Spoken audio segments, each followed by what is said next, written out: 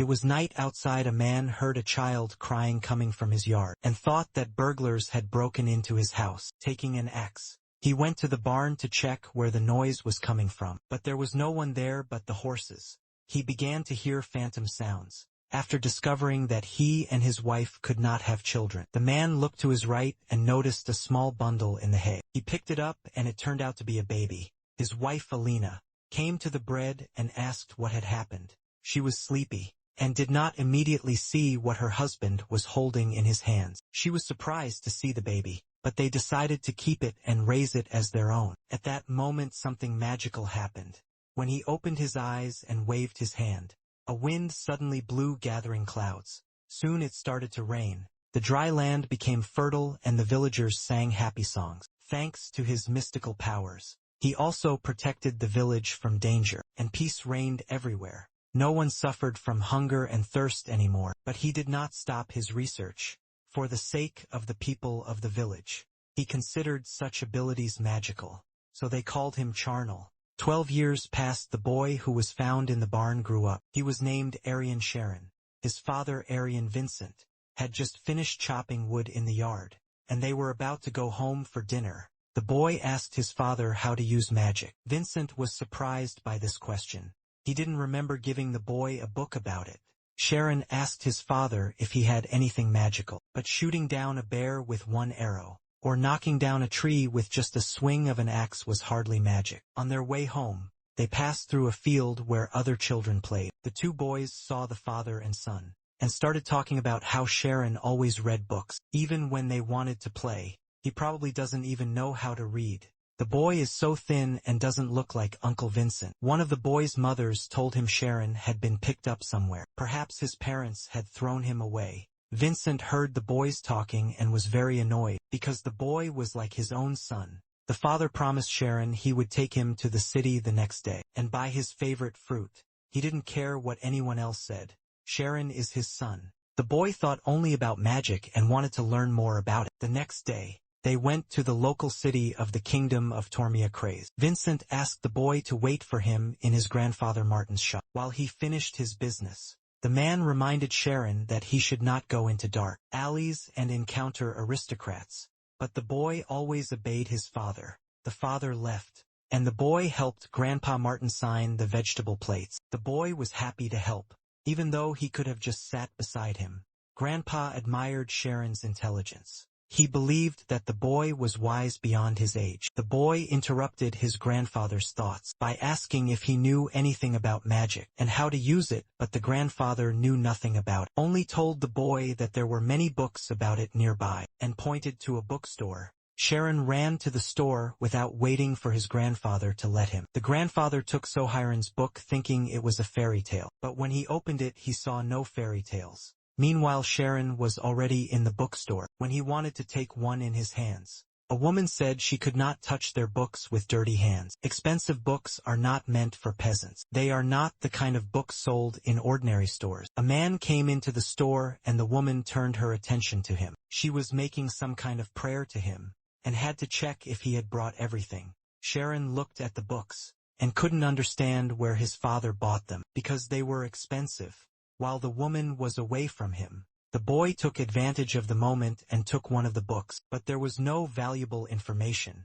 When Sharon came out of the bookstore, he saw a man carrying many books in a box. He ran after him and saw a massive pile of books near the fence. And then the boy realized where his father had taken the books for him. A man came up to the boy and said that this was not a place where children could walk alone, that behind that gate was an aristocratic neighborhood, and asked where the boy's parents were. Another man came up and said that the boy looked strange, and probably did not live in the city. Maybe he was an orphan or was sent by bandits. As soon as the man took Sharon by the jacket and told him to come with them, the boy disappeared and there was no trace of him. While the boy was hiding behind the fence, he heard a man saying that the topic of discussion would be what magic is. Another voice asked to show the principal how to shoot fire. The man made a condition that, if the students answered the question correctly, he would show them a little magic. He asked what ability is needed to learn it, and the boy began to think about the answer, but no one answered.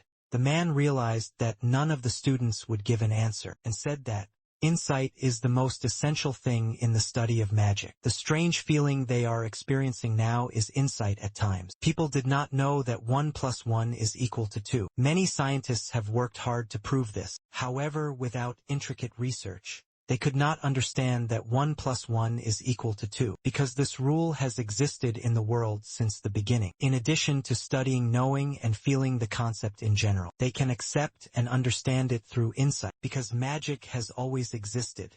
So they are more accurate than knowledge and faster than effort. If you hone your talent, you can become a wizard like that. Sharon was amazed that there was a possibility of becoming a channel, and the principal replied that a child was standing behind the wall. The boy was confused because a man was reading his thoughts, and he did not know what to do.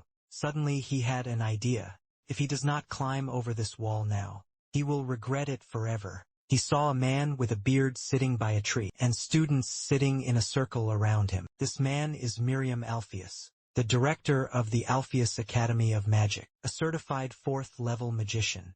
After looking at the boy's appearance, the students began to shout that he was not an aristocrat, but a commoner and should not be here. But the principal did not expel Sharon. He asked him what exactly interested the boy so much. He said that he wanted to see magic, because he had only read about it in books, but had never seen it with his own eyes. The boy bowed and asked to see something. It was vital for him to see what magic was. The principal raised his hand and said he would show him a spell that created wind. In a moment Sharon and all the students took off. They were in the air for several minutes. Sharon liked flying very much, but in a moment he started to pitch sharply and got very scared. The principal laughed and said that this was magic, but the boy didn't understand magic, so he started crying and asked him to tell the truth. The students were surprised that the boy was rude to the principal, and even the teachers didn't talk like that.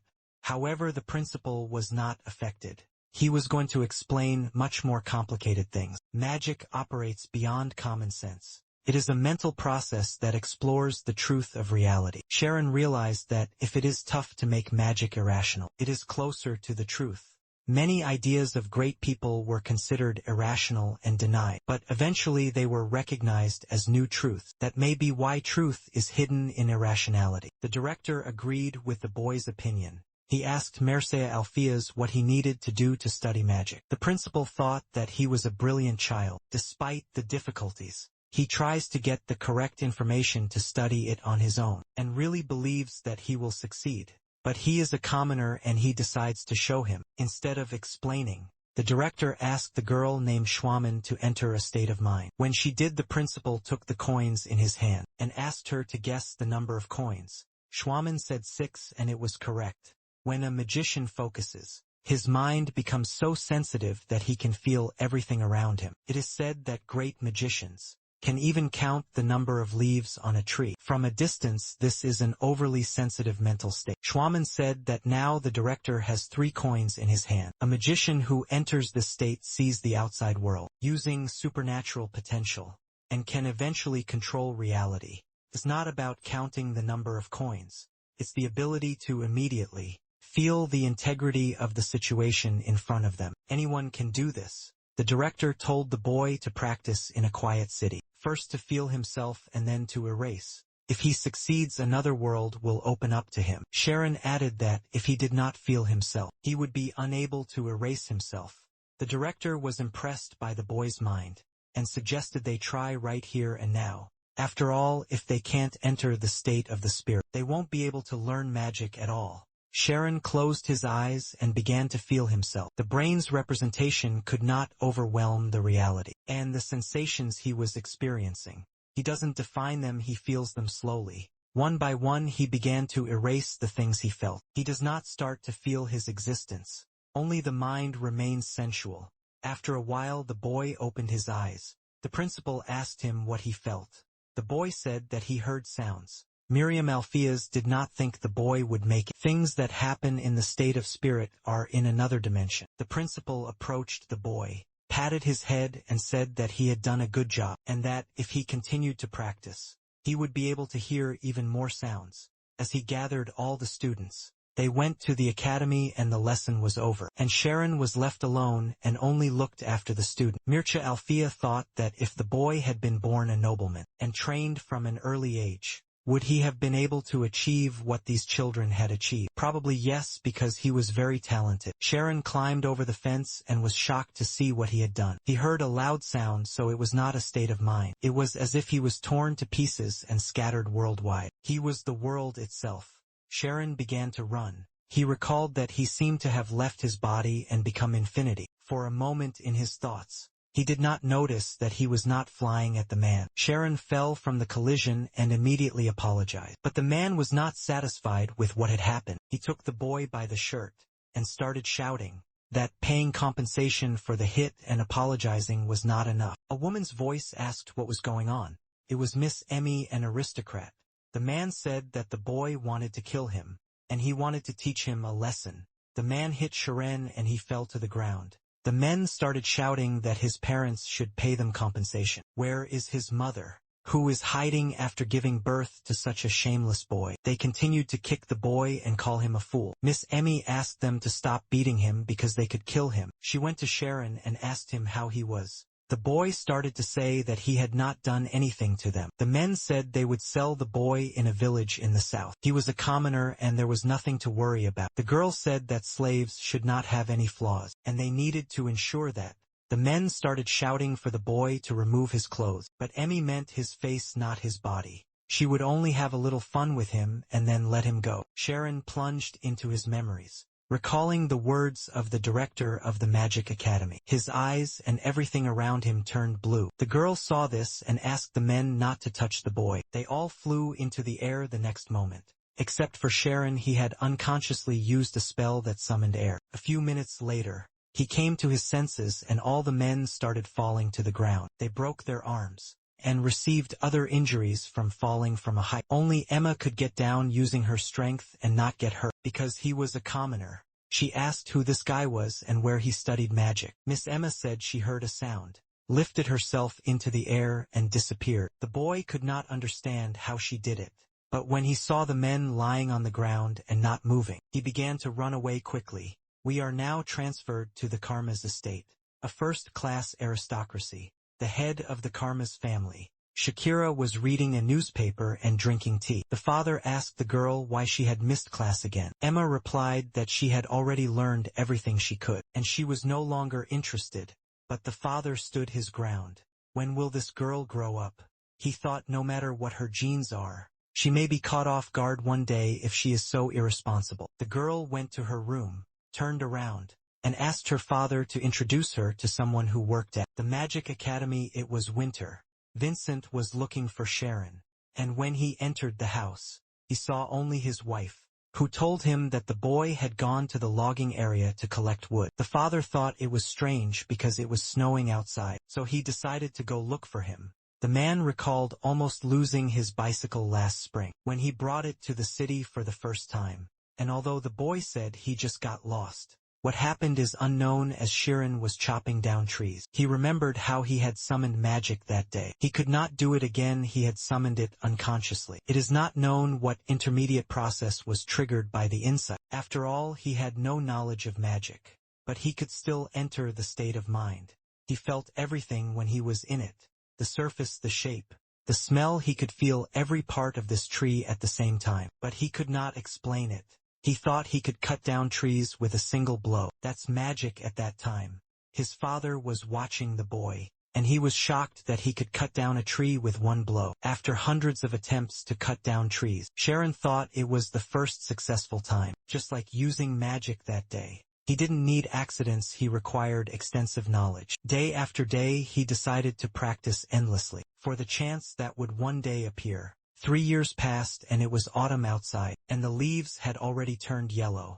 Sharon continued to cut down trees. After a bit of meditation, he decided to go home. He didn't notice that 5 hours had passed since he came to the forest.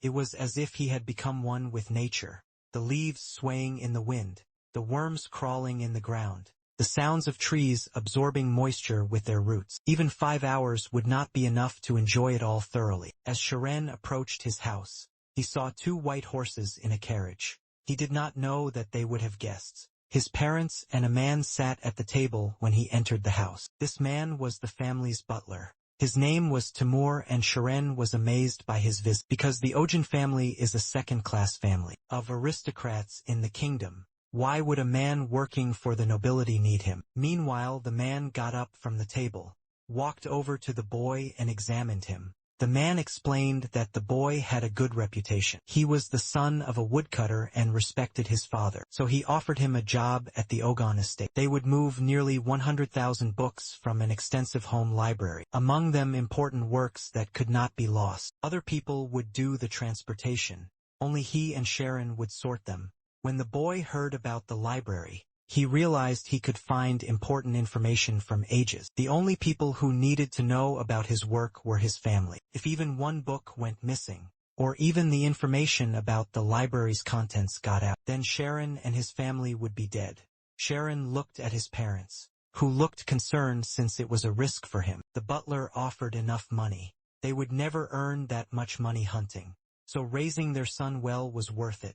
Vincent shouted that he had not approached him for money. He just wanted Kieran to fulfill his dream. The butler started laughing, and asked why the father asked him to take his son. If not for money, the father only wanted Sharon to be able to read books. If he accepted the job, he would undoubtedly be able to read books, but his main task would be to control the process, not to read them. Vincent remembered when Sharon was a child. Once Olena taught the boy a few words for fun, but when he turned 6 and started reading on his own, Sharon has expressive features, thick hair, and more importantly, his mind. Perhaps he has aristocratic blood in him. He could have gone to school if he had been raised by aristocrats rather than them, but he is his son. It is only right that the son of a woodcutter learns to work in the mountains, but when he starts to do so, he is scared in the end. He is brought up by a woodcutter. Vincent told the butler that he didn't need the money. If he had known it would work out that way, he wouldn't have persuaded him like that, and asked the butler to leave their house. As he headed for the door, Sharon suddenly said he would accept the job. The butler again emphasized that the slightest rumor would cause his head to fall off his shoulders. But Sharon understood all the risks and he would never disclose them. Even if things went wrong, he would not be offended. The butler said he would take the boy to the mansion soon. Before he entered, there was still a chance to refuse, but once he did, there would be no turning back, and he would not be able to leave until the work was done. When the butler left the house, the father asked why his son had agreed to such conditions. These bastards just need someone who will die for them. He began to blame himself and asked him to refuse, but Sharon hugged his father and thanked him, saying that this job was a valuable gift. Vincent began to cry and asked his son to come back safe and sound, saying he would ensure their family was not offended. A week passed. A carriage was sent for Sharon, and after packing up their luggage, they quickly set off for the estate. Thanks to his state of mind, the boy felt his parents grieving for him, but he needs to stop doubting. Even though he has a great chance, it is still a double-edged sword. Will he live safely for 2 years? Among people with significant influence, the agent family's home is in the city of Christ. The warrior family has been raising professional fencers since ancient times. The previous head was a third-class state fencer and the current one, Bishop Ogant, is an honorary knight of the 4th class. In short, they run the city's military forces. One of the men said that the manor was haunted, and when Sharon was almost ready to run away, the other denied it. They got out of the carriage and walked down the path. Sharon began to realize that this was not all real. They came to the building where the office, the butler's quarters, and Sharon would live. Timurin was already waiting for the boy. He asked him to follow him and he would explain the task. They entered a vast library that fascinated the boy. The butler told him the books from here would be moved to a new library, and he had to sort them every week. He was given a list, according to which he would search for and collect books. He has to work from 9 in the morning to 6 in the evening. After that he has free time, but he is not allowed to go outside or enter the estate without special permission. He has to start work tomorrow. Sharon realized that it was worth risking his life for this. The next day he put on unique clothes and started working. He realized why one person should be in charge of sorting books. The structure should be consistent. For example, if he needs to categorize the book History of Fencing, each person will have their own opinion. To send it to the category of Professional Fencing, or Comprehensive History. And one more fact that he discovered. While working with the structuring system, all knowledge is interconnected. The basis of their unification is history. Knowledge is accumulated on a line called history. History is the backbone of expertise. Thorough study and its use to reinforce other areas will accelerate learning. Among 10,000 books, about 850 are historical. He will read them in the 2 years he is here. To achieve his dream of becoming a magician, the deputy manager entered the room, but could not see what Sharon was reading, because he had not received official permission. The deputy head praised the boy for erasing the books. He asked not to overwork the boy because there was still a lot to do. The main thing is not to kill yourself before time. All the responsibility for this is on him. The man returned to the boy and cleaned the dirt from his clothes. This library is visited not only by butlers, but also by the head of the family and young masters. You need to carefully monitor the form and be sure that nothing in it degrades the dignity of the Ojin family. The man also asked Sharon to do something with all the long hair. The boy considered all the comments and the man left. He was glad the man did not notice that he was reading. He needed to be careful these 2 years and concentrate on staying out of trouble. But the more serious problem is that it's hard. 3 emperors, 7 kingdoms and 1 kingdom of Tormia are challenging to study, and it is difficult to understand the others. The guy realized that if he wanted to use the information at any time, he had to understand every event perfectly. Reading a book late at night, the guy fell asleep on the table from exhaustion. Tamarin walked over to the sleeping Sharon and picked up the book he was sleeping on. If the guy hadn't been digging through practical books, he wouldn't have banned him from coming here after hours. Sharon had been working in the extensive library of the Argonne state. For 3 months, he had gotten used to his job as a sorter, and had also learned some information from the servants. They were constantly taking books, but not returning them. Sharon warned them that it would be embarrassing to lose a book, but they kept saying they would return it.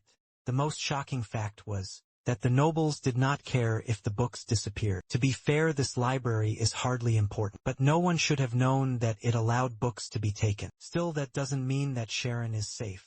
Aristocrats can live in peace only if the commoners are loyal to him. The peasants risk their lives for something the nobles won't mention, to prevent the slightest mistake, and the servants become cold and heartless. After the servants left, Sharon continued to work quietly. At one point, a boy burst into the library and shouted something about an old man. He had blue hair, and Sharon realized it was the Lord's son, Ryan Ogan. As the man's voice approached, Ryan asked Sharon not to say he was there and hid under the table. In less than a minute, a burly man came in and asked Sharon where the boy with blue hair, who had just come in, was. This man is his fencing teacher who has the right to hit him, and Sharon had better tell him where he is, if he doesn't want to be beaten. Hearing the threat, Sharon said where Ryan was hiding. The man pulled the boy out from under the table with one hand. The boy started shouting that it was not an understanding, but the teacher did not care. The teacher took the boy's leg and started to drag him to the door. Ryan looked at Sharon and said he would pay to turn him in, but the boy didn't see a problem with that,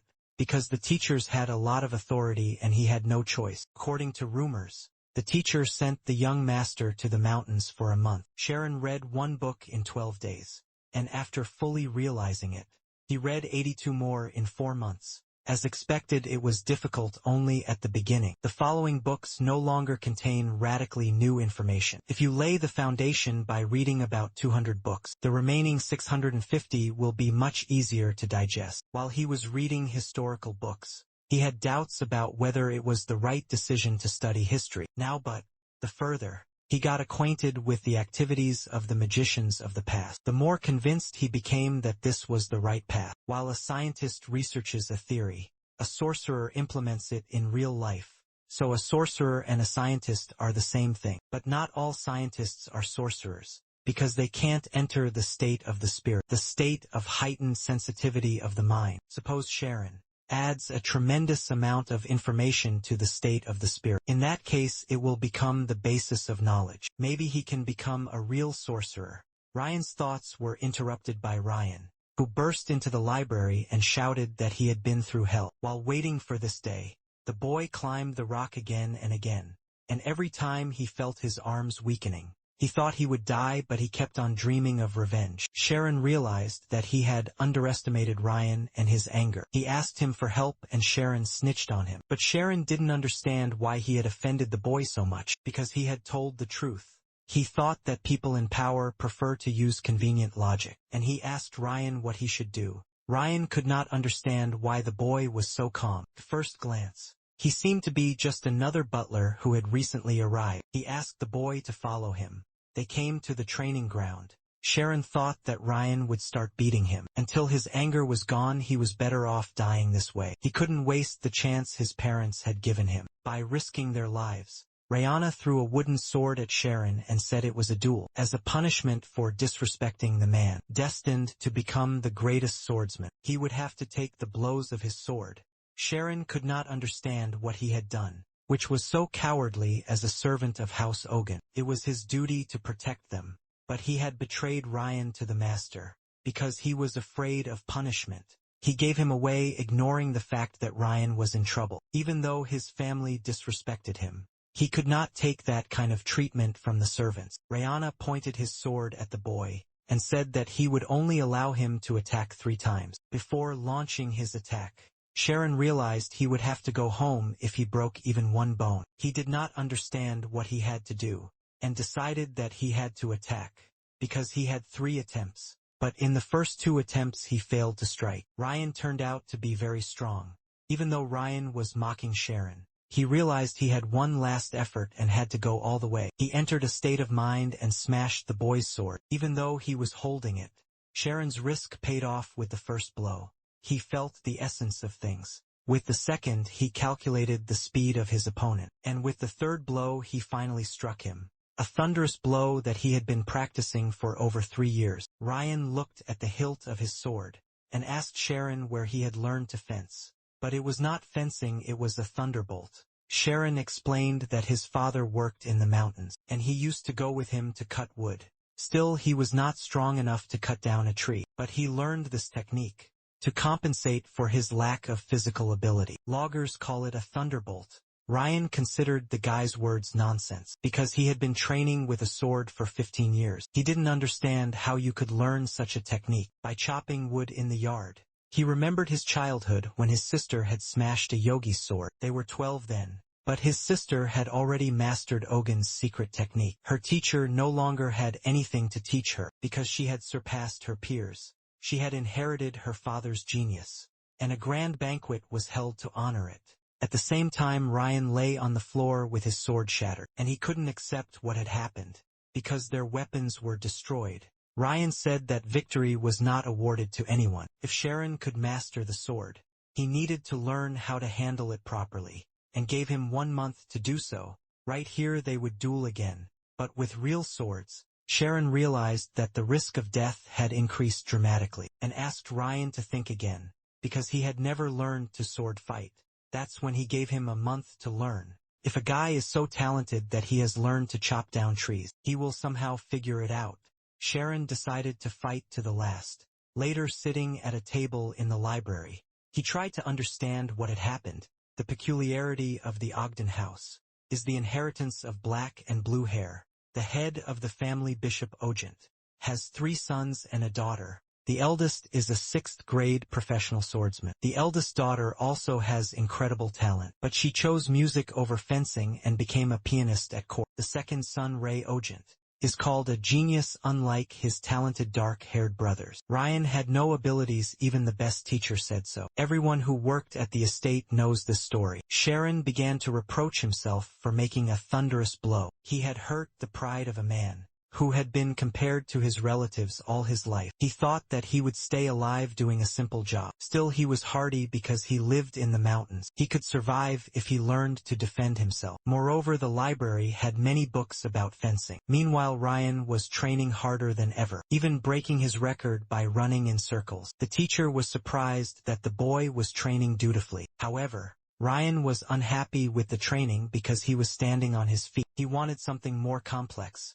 The trainer could not understand what was happening. Perhaps the boy had learned something new again, but he had already awakened his scheme. A scheme is both an imaginary body and its schematic representation. If a sorcerer has a state of mind, A fencer has a scheme. All people have an idea of their body, but the scheme is a highly accurate embodiment. Thus, the masters of the scheme fully understand their body, and can even participate in the movement of its cells. Sharon closed the book and realized this was the complete opposite of the state of mind, but he decided to try.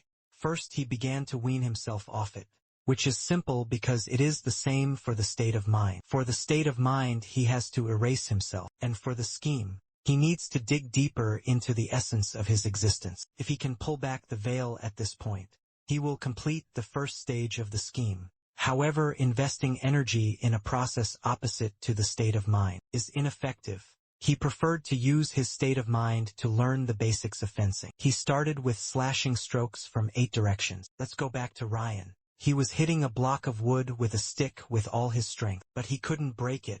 The teacher asked him to stop because he might tear his ligaments. The teacher told him to stop training for the day. They sat down to rest, and the teacher said that he had never written that Ryan had talent in his reports, but he still thought the boy was good at something. He asked if he had ever thought about what he was good at, but the guy knew exactly what he was terrible at. Geniuses know what they are good at and what they are terrible at. So by working hard they are guaranteed to achieve what they want. But they are terrified of trying for something impossible to achieve. A burning will to achieve results in something they are not good at. This is called the mortal enemy of genius. This was the best consolation he had received recently. He decided that since he didn't have the talent to begin with, he had to work hard until he did, and then he would win. After finishing work, Sharon went to the training ground in the evening. He reasoned that fencing is a set of dynamic strokes aimed at eliminating an opponent, as well as a set of psychological combat techniques. For example, an imaginary enemy.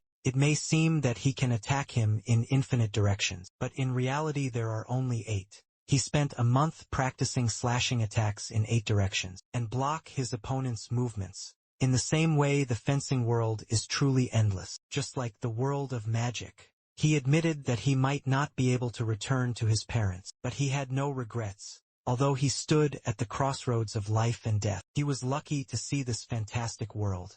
The day of the fight came. The boys stood opposite each other and pointed their swords. Ryan noticed that Sharon was radiating confidence. At first, he might not have been able to learn fencing, but now he was so calm. Even though it was his first time holding a real sword, if this guy was as talented as Ray, Sharon could not resist the fear death.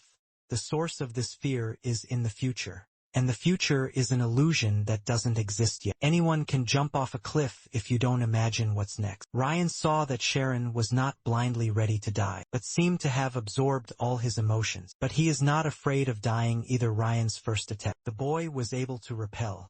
Even if Ryan does this, there is a wall that cannot be overcome using only cheap tricks. The guy's sword attacks are pretty heavy and fast. Their speed is starting to exceed the frequency at which he can feel the sword's direction. With synesthesia, Ryan swung his sword at Sharon, making a massive scratch across his sternum. He was already excited. He thought he had won, because he put his whole skeleton into each stroke. This is the art of fencing, the augmented sword created for training.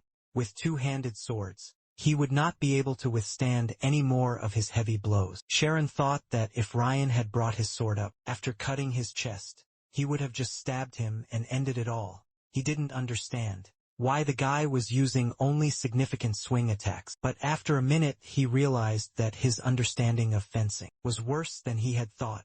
Although he could use specific techniques, he lacked insight in this case. Sharon decided to reduce Ryan's combat capabilities to what he could count on, but when their swords touched, the plan changed dramatically and he decided to attack. Ryan was surprised, because he thought the guy was already too tired to attack. It was difficult for him to block basic attacks. Sharon has achieved his goal, but his opponent's endurance has significantly decreased. Now he needed to keep the rhythm to maintain his own. Suddenly Ryan remembered how as a child he fought with his sister Ray, and she broke his sword and how humiliating it was for him. He screamed at Shironu not to mock him.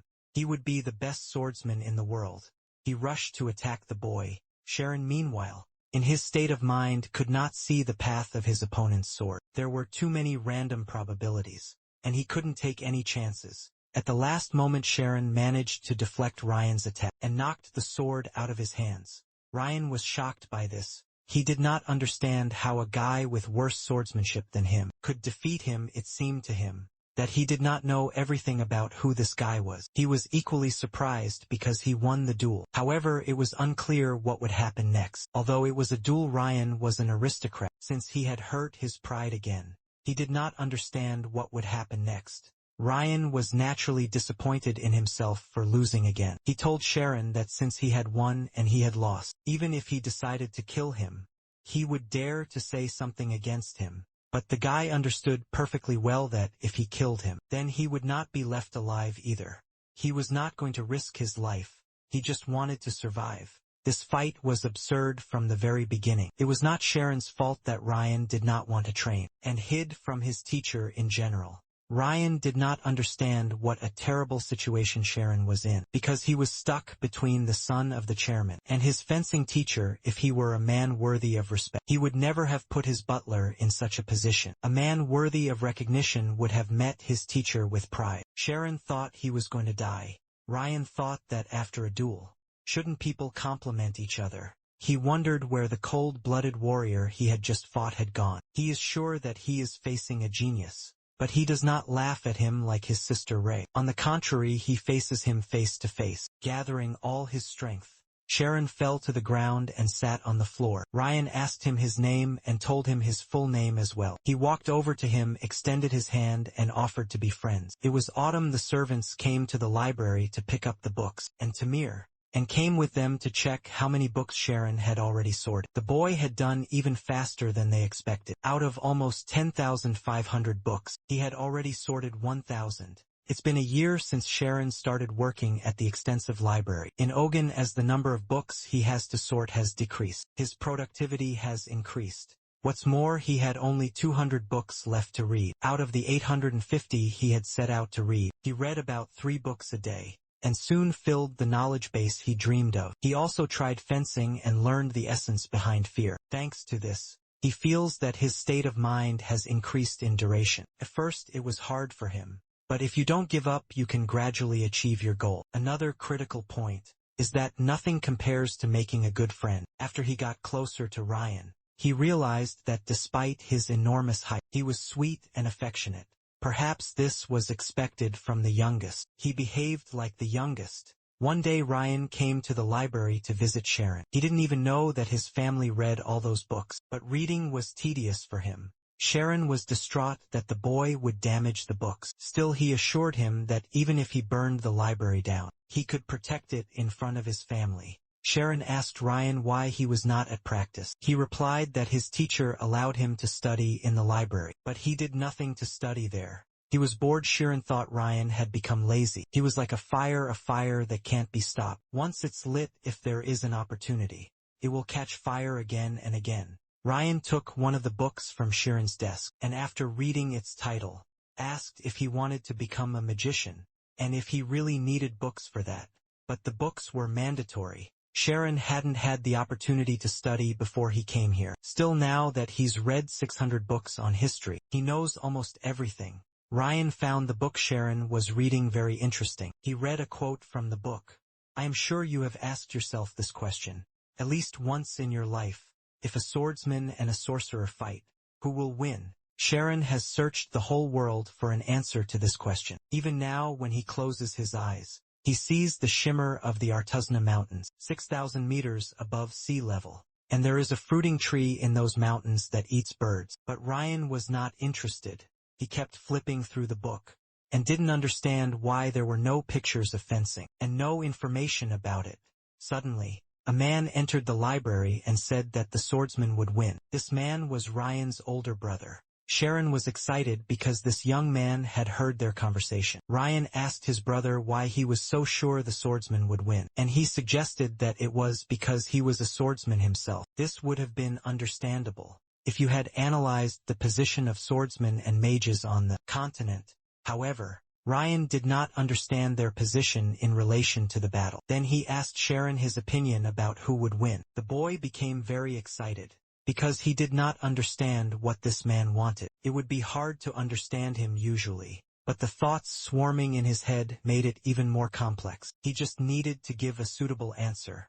Sharon replied that, If a swordsman and a sorcerer are on the same level, it will be difficult for the swordsman to defeat the sorcerer when he enters the state of mind. But if the swordsman uses all his strength in the battle, before the sorcerer casts the spell, and Ryan's older brother interrupted him, saying that he was wrong in his opinion, the wizard will win. Ryan thought about how it had always been like that with Ray Ogden. Ever since they were children, whenever he met someone unpleasant, he liked to ask them about something important to them. The man told him that there was an artifact called anti-magic that destroyed the state of mind.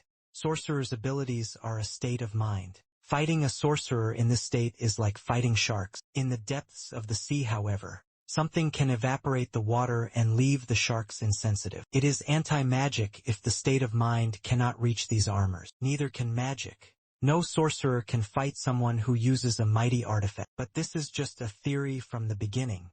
Anti-magic is a costly technique, created from the mana that flows in the dragon's heart. Also because it has fluctuating qualities, its effectiveness rarely increases no matter how much money it invests. Even Yakra, a master of the wobble equation, could only unleash 65% of his potential on the armor of the 5 gods. And because of this, the price is cosmic. Each element's cost equals the annual budget of an entire kingdom. The problem is that those who created the anti-magic are sorcerers. Since there is a massive demand for it, it's a perfect way to make money. Wizards literally lined up to use it, so there is absolutely no need to buy such a priceless artifact. Sorcerers are a pathetic class of people who have sold the weakness of their people for profit. Sharon said this was the essence of wizards. As the man had already said, anti-magic was indeed created by wizards and used to limit magical activity in cities where it was banned. It was also successfully used as protective equipment in magical schools, although it could be used against sorcerers. This does not diminish its value as a product of intelligence, voluntarily given, and for the world's benefit. Therefore, based on this fact, proving that a swordsman is more potent than a sorcerer is difficult. However, Brother Ryan disagreed because reality and ideas are very different. The fact remains that a sorcerer cannot win a battle with a swordsman. Having said that, the man left. Sharon was afraid that he would beat him, and when he left he was relieved. Ryan hugged the boy and said that he was incomparable, because it was the first time he saw his brother with such a look on his face. If Sharon's tongue was a blade, he could become the best swordsman in the world. As Ray said, ideas and reality may differ, but the exploratory mind ruthlessly experiments even on its weaknesses. How can you say that this intelligence exists for world peace? 6 months had passed. Tamarin was drinking tea in his study when the butler told him they had finished earlier than expected. The move was completed 6 months early, but he was even more pleased to see that the books, which had been neglected for 20 years, were perfectly sorted. It was a shame to let go of such a helpful employee as Sharon. If they could use some excuse to extend his contract. But Timur and asked the butler to watch his work better, and not talk nonsense anymore. These words made him seriously consider leaving the guy on the estate. Meanwhile, Sharon sat in the empty library and thought closing a book was easy. Still, it was different. After reading hundreds of its pages, finally it's just a dream. Ryan interrupted the boy's thoughts by bursting into the library, screaming, because he had just learned that the boy had finished his work and was on his way home. At the same time, Ryan admired the boy for how many books he had read. Sharon asked him to come over and play with him before he left. Ryan was surprised because before that, the boy had been hiding their friendship for a long time. They met mostly in the library and hardly spent time together. He had been very curious about his friend's life all year, and today his whole family had left the estate. They went to Ryan's room. Sharon was surprised by its grandeur, because one room here was like his whole house. But Ryan's room was the smallest at the end of the hallway. It looked like a small room that you go to after training, and Ryan lives there. They sat down to play cards, and Ryan always lost to Sharon. After another defeat, he accused the boy of not playing fair and using his state of mind. Sharon admitted that he has a habit of pushing a card forward when he takes an ace, and it's obvious how long it takes him to decide whether it's a pair. Sometimes observation gives better results when you don't focus on something specific. For example, when you follow the opponent's individual actions, rather than the whole, you can predict his plans. Ryan pondered what he had heard. and wondered if it would help him to awaken his scheme. He had a feeling that he understood, but at the same time he didn't. While the boy was introspecting, Sharon stood up from the table and picked up a book from the cabinet by the window. He asked the boy if he could borrow it, because he was tired of reading historical books. So he saw a novel for the first time in a long time. Suddenly Sharon heard the sound of a piano. He thought it was strange, because only one person in the estate could play the piano. He left Ryan's room and followed the sound. And in one of the rooms he saw a girl with blue hair playing the piano. This girl was the court pianist and Ryan's older sister, Raina Ogant. She noticed that the boy was watching her from behind the door. She hadn't seen him here before and thought he was new, but he had been sorting the library for a year, so she hadn't seen him. But when she heard about the library, she immediately realized that this was the guy she had heard about. Not everyone can handle this job, so he must be smart. She asked him if he had ever played the piano. Sharon thought she was a professional, using a scheme when she performed.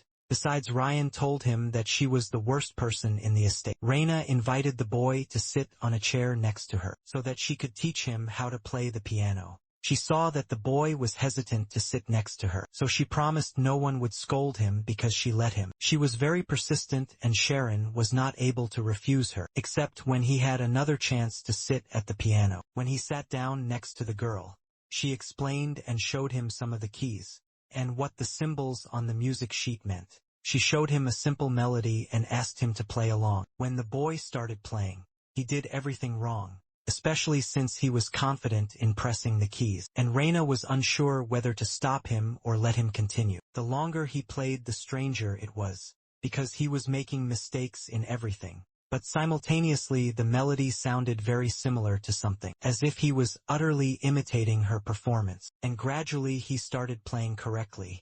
The girl was shocked she couldn't call it a game, but Sharon had a strange insight with which he understood the essence. At that time Ryan burst into the room, yelling at his sister and asking her to stop playing. If she came home, why didn't she go to bed? But when he saw Sharon next to his sister, he was shocked, and Raina didn't even think they knew each other. Sharon was nervous, because he had been hiding his friendship with the boy for so long, and now he might be exposed. It was as if he had committed a crime. But Ryan said they were friends and asked him not to worry, because this evil witch, as he called his sister, had a rotten soul. She didn't care about such things. Raina approached Sharon and put her hand on his shoulder. She asked him not to worry, because everything would have been fine if her brother had said they were friends. Sometimes he can be a little pathetic, but he takes responsibility for his words. Sharon was shocked that the girl did not care that her brother was friends with a peasant. All the beliefs he had built up over the 16 years of his life were shattered. When he came to his senses, he asked Ryan why he had lied to him, because his sister was a kind and beautiful lady. But Ryan said the boy was too naive. She was a witch, and no one knew when this woman would try to swallow him whole. The girl only laughed and whispered in Kieran's ear that her younger brother was underdeveloped, but she was glad he had such a friend. Ryan noticed that his sister really liked the boy. He asked her if she wanted to take him in and make him part of their family. While he was still here, Raina and her little brother started a little fight. Sharon stood there shocked again, because just when he thought he understood the nobles, they confused him again. But it was still strange that Ryan's sister was home now, because she had recently left. She told him that Ray was going to take a certification test. She had come to pick him up tomorrow, and they would be leaving tomorrow. His grandfather was coming later to see a friend. The certification license is a standard and an order for swordsmen and sorcerers, recognized in the kingdom and the entire continent. About 1,000 people take it yearly, but only about 30 pass. There is also a non-certification license. Suppose you officially graduate from a university, approved by the kingdom, for example, from the Alpha's Academy of Magic. In that case, you can become a non-certified wizard of the 10th rank. Increasing your rank by gaining points from associations or guilds is also possible, but people obviously gather where the money and fame are. Even though there is a non-certification license, there is still a constant demand for certification tests. Amazingly, Ray will be taking it at such a young age, 18. Raina patted the boy's head and told him she had to get everything ready for dinner. The seafood had come from the royal estate, so she needed to cook it herself. As she left, she said it was nice to meet Sharon, and asked when they would see each other next. Sharon was amazed because he was leaving the estate tomorrow, and there was probably no chance of meeting again.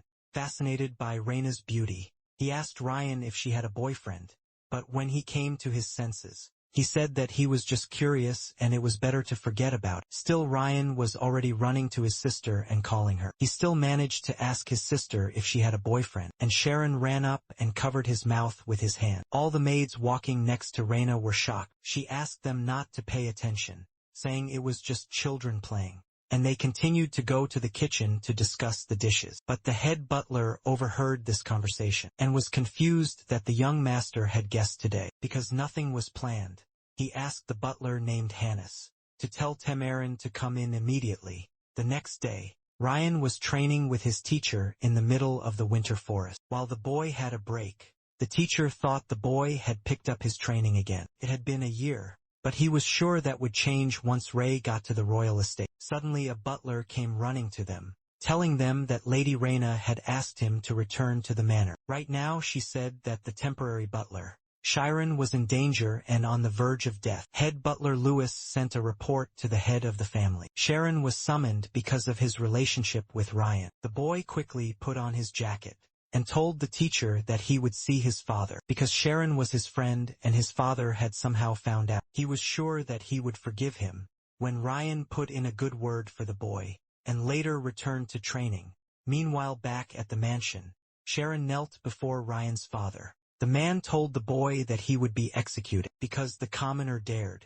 He had to know the line that must not be crossed. In the report that the master received from the head butler, many servants talk about how carefree this child was with Ryan. Since Sharon read the contract, he had no objections, but the master gave him his word. Still, the boy had questions about what would happen to Ryan himself. The servants were shocked that the boy did not ask for mercy for himself. The man was outraged by this question, and asked Sharon what he thought would happen to a nobleman who had been with a commoner, as if the answer were obvious. Sharon said that Ryan was his friend and would remain so. They were friends for a year. Ryan's father was surprised not to be scared, but he thought the boy was taking the regent family very lightly. Reina asked her father to listen to her explanation, but he had already decided. He ordered the butlers to take the boy out of the mansion and deal with him without anyone else knowing. The two butlers began to discuss the master's decision. There was no reason for everyone to die because of one person. This is their life's home,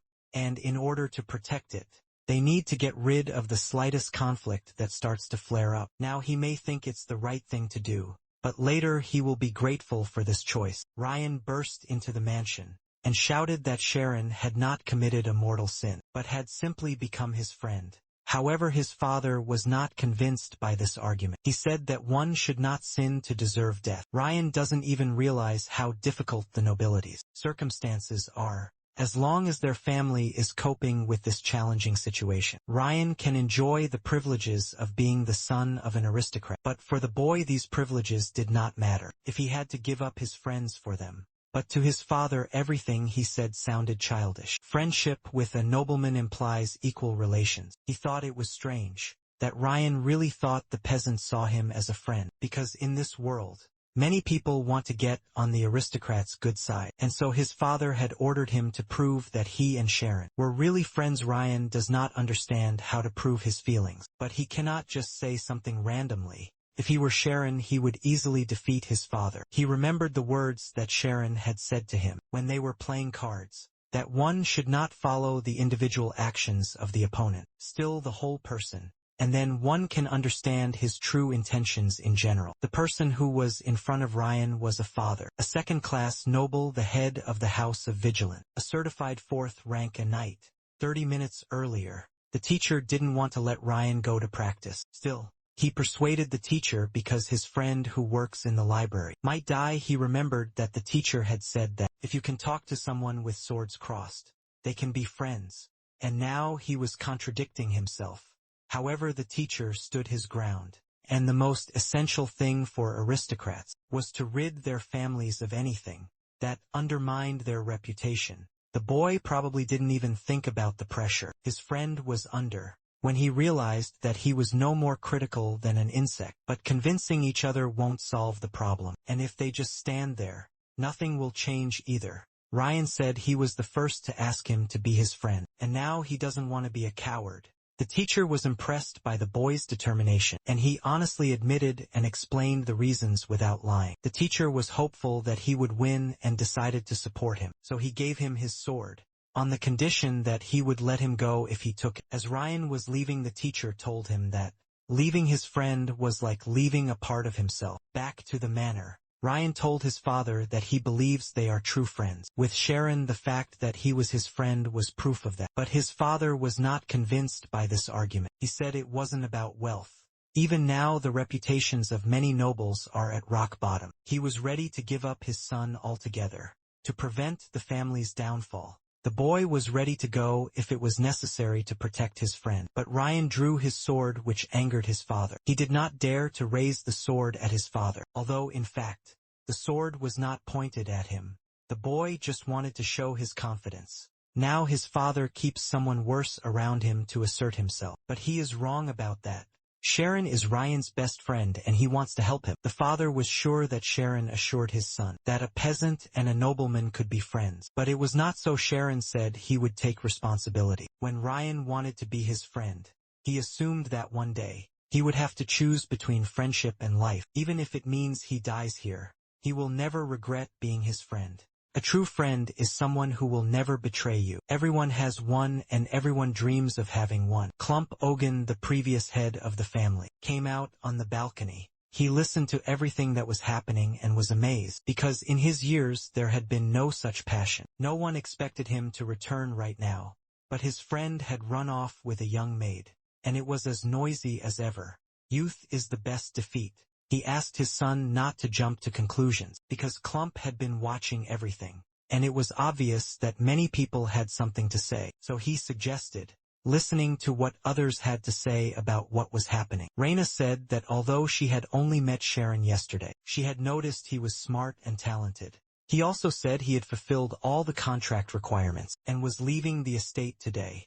Given these circumstances, it's hard to say that Sharon had any evil intentions toward Ryan. As a result, she does not believe that his actions have tarnished the family's reputation. Ray Ogden said he doesn't like the kid, but doesn't care who Ryan is friends with. He just wants it to be over and for them to return to the royal estate. Clump suggested listening to the opinion of the one who had known Sharon the longest, the deputy butler. Tamaran said the guy had done the assigned job and did it ideally. 6 months earlier he knew that Ryan went to the library, but did not know they were friends. However, if Sharon were a straightforward child, he would not have been able to sort those 10,000 books. Clump realized that he had to end this meeting. If their friendship continued, rumors would start and become a weakness that political opponents could use against their families. Everyone in this family holds a vulnerable position in the kingdom. He thanked Sharon for teaching his grandson about true friendship, but he had to end it now. Sharon replied that he might never see Ryan again, but that would not mean he would not continue to consider him his friend if they take that into account. He will follow any orders. Ryan reasoned that Sharon wouldn't die, which made him feel better. He thought deep down, but he knew that abandoning his friend was like abandoning himself. In any case, it was impossible to negotiate. He declared, Ryan Ogden, third son of the Ogden family, from this moment on become the Sword of Sharon. The history of the Knight's Oath dates back to the formation of the Kingdom of Tormia. During the years of the house, both small and large countries fought for territory. Atal, the one, the strongest of them all, was able to unite and create Tormia. However, the new kingdom had to rebel against powerful neighboring countries. Therefore, instead of being expelled by the kings, those defeated were allowed to govern their territories. In the process, the knightly oath was born. As a reward for their commitment to becoming a single-edged swordmaster, they received the status of a nobleman. This is how the nobility was born. Therefore, breaking the oath meant becoming worse than a stray dog. The grandfather was surprised by his grandson's decision, but if he really said he would become his sword, it meant that this guy was so confident in his opinion. Ryan's swordsmanship was so terrible that he even felt sorry that his friend had a sword like him. Clump approached Sharon. put his hand on his shoulder and told him it was over, but he would never point his blade at him. He asked him to take care of his grandson. Since they had become sworn friends, he could not let them go just like that.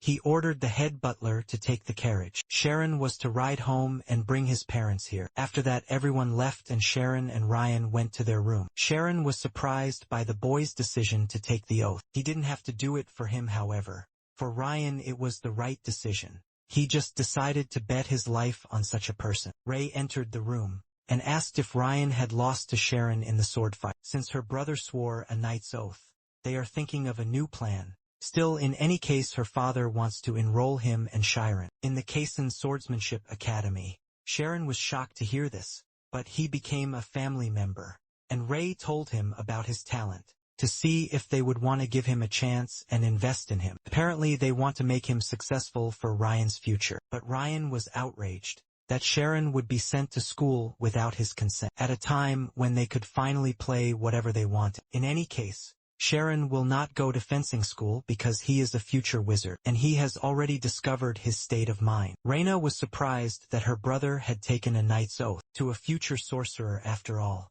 She was sure the swordsman could be more potent than a sorcerer. Sharon used synesthesia, which is felt due to the state of mind, to predict his opponent's movements and win. Reina praised him for coming up with this idea, which was possible because his state of mind was quite powerful. She had heard that in school. The higher the concentration level, the stronger the state of mind.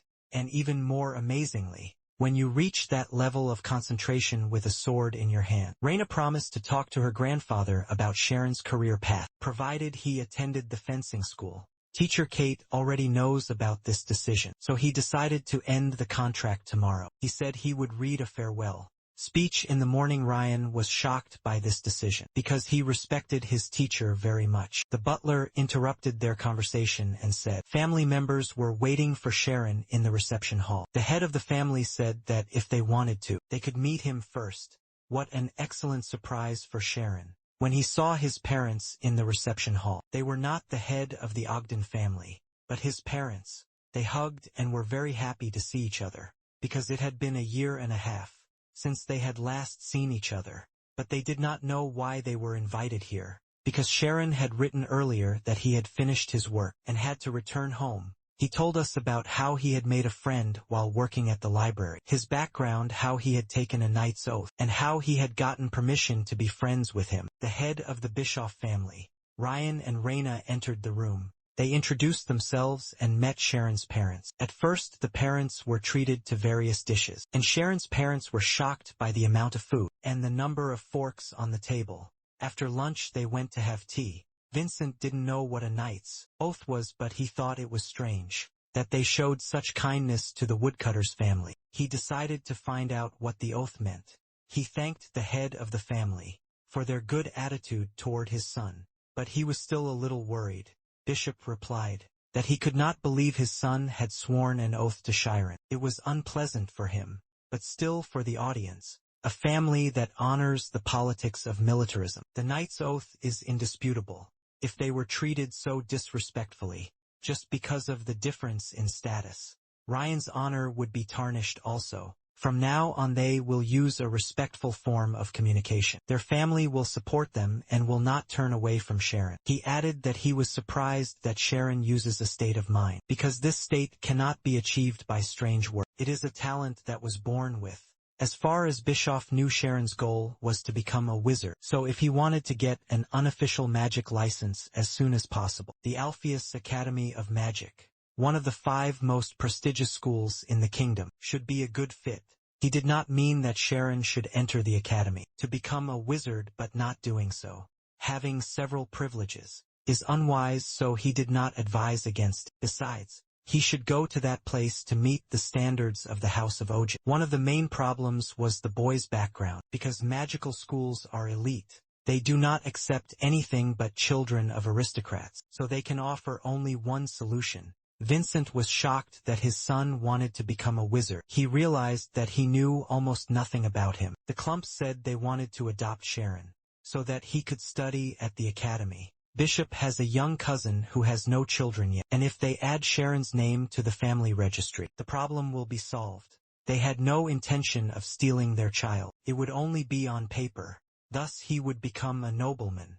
Vincent reasoned that no one in the world had a chance to change their ancestry, but it was as if they were allowing their child to be stolen. He looked at Sharon and said that he was his father's son, and could not become someone else's adopted son. Reina tried to convince him that it would only be in the documents, and that they would treat his parents as if they were real. He will be able to fulfill his dream and nothing will change. And in general, becoming a nobleman is rarely offered to anyone. But Sharon stood his ground. He wouldn't need the academy or his dream if he had to give up his parents. Clump stood up from the table and shouted that there are things you must give up to succeed.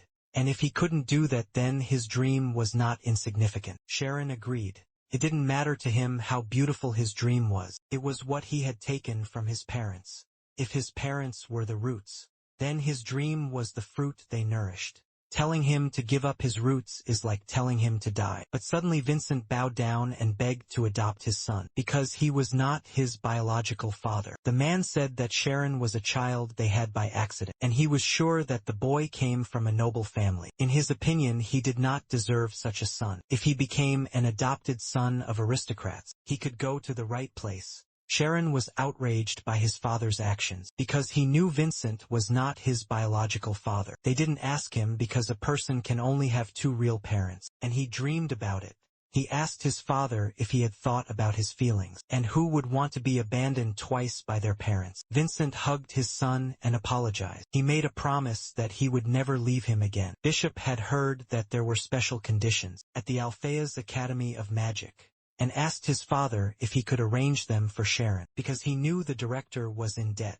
But Clump knew that, although the principal was principled from top to toe, the best action was to keep pushing. 3 days later, until Ryan left for fencing school, the Sharon family stayed in their home, thanks to the grace of the Ogentas. Vincent was still apologizing to Sharon. He was worried about how many years he could hold out this time. The first time he and Ryan had free time was 3 days later. Sharon had to calm Ryan, who was crying because of their separation, because when he got into the carriage, he would be taken to the fencing school. They promised each other they would meet during the holidays, and write each other letters daily. Ryan put his hand on his shoulder and said with a serious expression that Sharon should become a wizard. He would become the strongest knight and be the sword to protect him. Their conversation was interrupted by Reina, who suddenly ran up and slapped Ryan on the neck, and asked him to think about his studies. Sharon told him not to worry, because their grandfather would do everything to get him into the academy,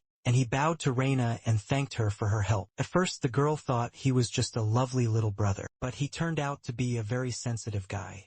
He did not give up his beliefs, even in such a terrible situation. Reina was sure that they would meet again when Sharon became a wizard. The boy asked the girl to take care of Ryan. After that, the boys got into their carriages and left. The meeting of these two hot-tempered young men will remain in history as the beginning of an adventure that will shake up the structure of this world. Meanwhile, Albus Clump was talking to the director about Sharon at the Magic Academy. Although the two men had been friends for nearly 50 years, the headmaster could not grant his request. He needed a good reason to accept the boy anyway. Personal agreements were not created as a backup plan for nobles. There are many applications yearly, but personal contracts also have their requirements. But Clump stood his ground, saying that he was a special boy, and yet he managed to get the director interested. He added that he did not ask him to accept some stranger, but rather a friend of his youngest grandson. And he is really something.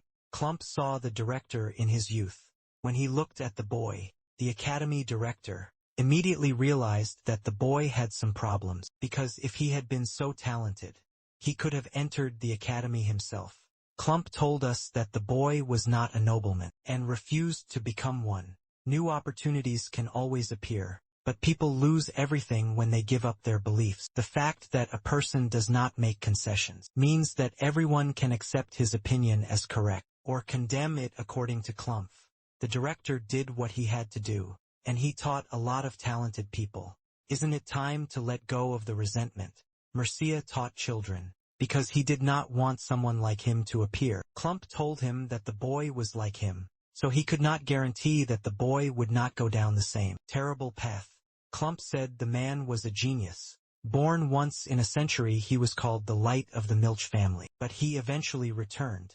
Once he took a wrong turn and lost almost everything. Of course, no one expected him to become an old-fashioned director in the middle of nowhere. But there was a time when Clump himself was in a difficult situation, and a talentless fool became an official third-class swordsman, and he was worried about the kingdom. Miri got up from the table and went to the window. Perhaps it was fate that they knew Sharon, the boy who disappeared 4 years ago, had returned, although he didn't believe in fate. The talent hindered by his status had changed its route in 4 years, and now it was standing right in front of him. Is this really fate? And yet he made the decision to accept the boy. 3 months passed and spring came. Sharon Arian was already 17 years old. He said goodbye to his parents and promised to write often. Vincent kissed the boy's forehead and said he was proud of him. Sharon's entry into the academy could have been a celebration for the whole village. Still, his father forbade him from telling anyone about it. Apparently, he refused to live in the city when the Ogon family offered, because he did not want to be able to blackmail the boy. With his family, Sharon said goodbye to his parents, entered the carriage and headed to the academy. And just like that, his first day at the Academy of Magic began. When he and the butler arrived at the school's gates, the man told him that the tuition and materials were on them, and that the main thing for the boy was to study well. Sharon thanked Tamarin for his help.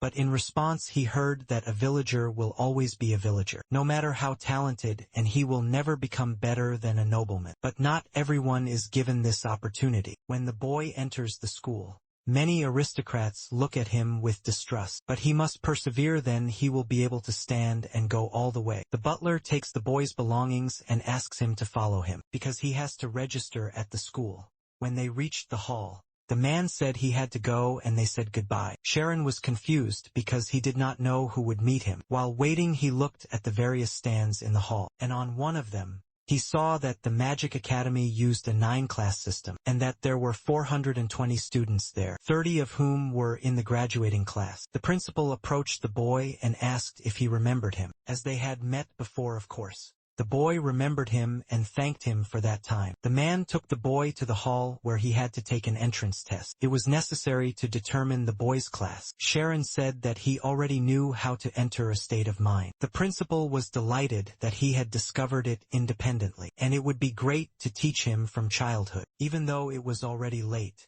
he had to teach the boy the basics. Only children would be entering for the entrance test, so if they came early it would ruin his reputation. On the way to the entrance hall, they looked around the school. In one of the classrooms they saw students flying. It was a class for beginners from 10th to 8th grade. Then they went to a higher ranked class from 7th to 4th. There was a different atmosphere there, because everyone was their peers. They were discussing their studies. Very lively. Sharon heard what the two boys were talking about. One of them asked if more energy was used to bring the atmosphere below freezing, and if so, wouldn't the condensation of the refrigerant be more efficient? He told the guy there was a disadvantage. The reverse reaction would be accelerated, and it would be better to redirect the timescale instead of the energy. But the guys didn't even understand what he was talking about. As he walked past the bulletin boards, he noticed that everyone listed here had the same abilities as him, but they were better than him. Sharon also wanted to improve. In this place he would learn everything from the very beginning, and take first place in the ranking. His thoughts were interrupted by a girl calling out to her friend Emma. When the guy turned around, he saw a red-haired girl, and remembered how she had been with those bandits. He hoped she hadn't noticed him and turned his head away. The girl caught up with Emma and told her that their new student, Sharon, was very handsome and had probably transferred to them from somewhere. But Emma also had time to look at his face, which seemed very familiar. Her friend thought she liked him, too, and started fighting with her about it because she had seen him first. At this time Emma could not remember where she had seen him. As the most popular girl in the middle class, Emma Karmas was constantly rejected by her older and younger students and classmates. She was a model among model students, and the only person who knew about Sharon's past. When he entered the academy, meanwhile the principal and his boyfriend reached the exam area. When they entered the hall, they saw the boys standing in the center of the room, in front of a long table, where the teachers were sitting to make the assessment. The boy had to enter a state of mind, and feel the letters on the floor change. He had to say when he thought it. and they would determine the size of his strength, mobility, and position of mind. When the boy's evaluation was over, one of the teachers said that the students this year were great. Their students were getting better and better every year. Next, Sharon was called for evaluation. The teachers knew the boy had passed. A unique selection because the principal had told them about it. They were also surprised that the boy was already an adult. When they saw that he had borrowed the name of the Ogden house, they immediately realized that his family was not famous. The teacher asked if Sharon could do magic, but the boy hadn't learned anything yet.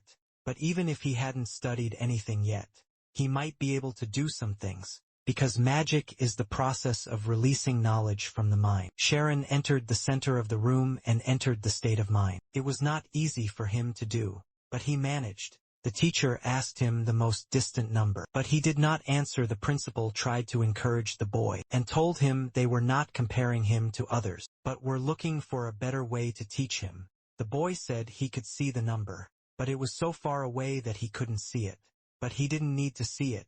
He needed to feel it. But Sharon added that it was a very long number. He started naming it from the first digits, which was 3.14. One of the teachers said that there was no such number among the set numbers, but he was sure that he felt it. The teacher mentioned several cases when the number pi was shown. This means that the size of the state exceeds the limits they set. Did the boy's state exceed 30 meters? Next, they asked what color the guy was experiencing in his state. Everything was colored blue. The testing was over, and now the teachers needed to consult which class the boy would be placed in. So she asked him to wait in the hallway. When the boy came out, all the teachers enthusiastically discussed Sharon's capabilities, and his performance surprised them. They even thought that he might have lied to them. After all, a state of mind with a concentration of 90% in a diameter of 30 meters in a 17-year-old boy who has never studied magic looks like nonsense. But there was no point in lying to the students, because when they got to a higher level class, they would not understand the curriculum, let alone be able to pass the tests. So why lie? Moreover, it seems that even the teachers forgot that the number pi is displayed as a false code, and this is not something a student can say to attract attention. The principal asked the teachers where to send Sharon. Sina Oliver, a 6th-ranked certified sorcerer, said that in the 6th grade, they studied the development of the state of mind and its theory. In the 5th grade, they begin to teach real magic. So since the student's state of mind is fully developed, she suggested the 5th grade. Ted, who is a certified 6th-rank magician, said that a 17-year-old boy knows nothing about magic. If you send him to a high-level class, he will only get confused and cause them problems. So he thought they should teach him the basics. The teachers began to quarrel, accusing each other of wanting to take the talented student for themselves while Ted and Senna were arguing. The other teachers discussed that although he was talented, he was still a very young student. One teacher suggested that he be taught step by step, starting in 9th grade. If we send him to an introductory class with children, he might lose motivation to learn, or even postpone the assignment and just watch him. Another teacher suggested the 7th grade, a high-level class that teaches the basics of the state of mind. If this boy is talented, he can quickly transfer to an older class. The principal agreed with this idea, and thus Shiru was placed in the 7th grade. The Magic Academy has a 9-grade system. Depending on their grades, students are assigned to 9 classes of varying degrees of difficulty and divided into 3 groups. Elementary classes from 9th to 8th, where students focus on developing their state of mind. In high-level classes 7 through 4, students learn to use magic in a state of mind. And finally, graduation classes 3 through 1, where students undergo rigorous training to become professional sorcerers. The next day, Sharon went to his first class. When he entered the classroom, the children whispered to each other, because he looked older than they did. But he was friendly and hoped they would get along. The Academy of Magic occupied 75.425 kilometers of mountainous territory, including the dormitories. It had more than 33 buildings and 40 training centers. Although it was only allowed to leave the territory during vacations, it did not cause inconvenience, as everything you needed was in the school. Classes ended at 5, and after that, students had free time. They would go to the open, round-the-clock library, or form research groups with other students with similar interests, which fueled their desire to learn. As expected, the classes were challenging. Many subjects require a lot of knowledge, even for nobles who had studied since childhood. It was not easy, however. Sharon was going to do his best to catch up. According to the chronological order of history he had memorized, all the world's knowledge was accumulated gradually. Suddenly and quickly the boy's first lesson was over in the afternoon. Practical classes on the state of mind would begin, but the schedule did not say where they would be held. Among the students he saw a girl with pink hair, and it seemed to him that she was his age. So, he decided to ask her where the training camp would be held that day. The girl replied that the practice was in the second common training area. But Sharon did not understand what it meant and asked about it. Twice a week, all the middle school classes train together. Today there will be a briefing. The boy went to the training room, and of course he was out of luck, because the classes were held together with the class in which Emma was studying. He did not want to run into her, but now twice a week they had joint classes. The high school and junior high courses had active discussions and strict routines. Itella Romi, a teacher who specialized in using the state of mind and was a certified 6th-ranked sorcerer, entered the classroom. She said she saw many familiar faces in the audience, both students and new ones. The woman knew that a student had just joined them that day, so she asked him to stand up and introduce himself, and he did. Emma, seeing him again, was still trying to remember where she had seen him. Everyone said Sharon had done very well in the entrance exam, but she hadn't heard his name before. She was sure she had saved many faces with her red eye. The Karma's family was considered a generation of geniuses. It is said that their unique abilities and eyes are passed on only to karmic heirs. It makes it possible to remember specific events with precision. Therefore, the concept of learning is meaningless to them. Karma's youngest daughter,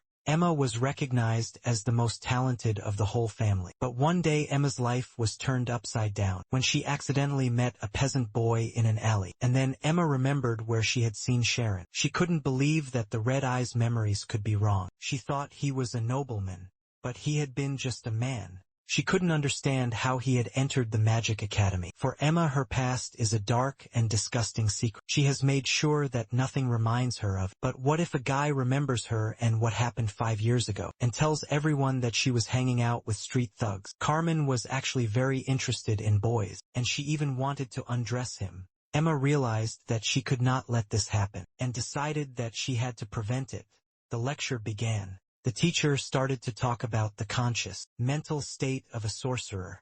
Its first form is a sphere, which is the easiest to focus on, but can be ineffective in practice. The teacher went to the center of the classroom and began to demonstrate the basic form of the state of mind. As she had said earlier, it is barely usable in practice. Sharon saw her state of mind with his own eyes. It began to show him how to use magic to hit the target. The diameter of her state is 10 meters. But the target is 12 meters away, so she used a fireball of fire-type magic. She launched the fireball, but the fire disappeared before reaching the target. Most often magic cannot go beyond the zone, so it retains its form only within the state of mind. But it was possible to expand its area. Changing the form of a state requires enormous concentration. In real battles, when every second counts, constantly changing the state of mind is simply ineffective. Therefore, they use it in 4 forms. These 4 ways form the state of mind.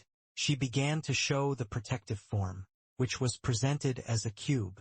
This form prevents the destruction of the state of mind from attack. The more faces there are, the higher the protective function. Next, the star shape is the attack form. Thanks to it, you can catch the target's movements. This form is most useful when fighting many enemies. The next is the target shape, designed for long-range battles. However, it does not work well against fast-moving targets. The main thing to worry about when using it is the rotation speed. Finally, there's the form of evasion. It's no secret that even 5th-grade students find it challenging to use it successfully. So the teacher decided to show it by example. She entered a state of mind, but it went beyond her body. Sharon could not understand this, because the state of mind is the mental state of a sorcerer. How is it possible to separate thoughts from the body? The form of evasion is definitely challenging to use. The teacher continued, so much so that only specially trained sorcerers can do it. Its advantage is that as long as the sorcerer is not in the center, there are no restrictions on movement in the state of mind. Thus, there is no need for instant use. and the range of action is infinitely extensive. Atella invited the students to practice, and invited the person who had won first place in the speed shooting. It was 4th grade student Emma Karmas, and the teacher asked her to come to the center of the classroom and demonstrate.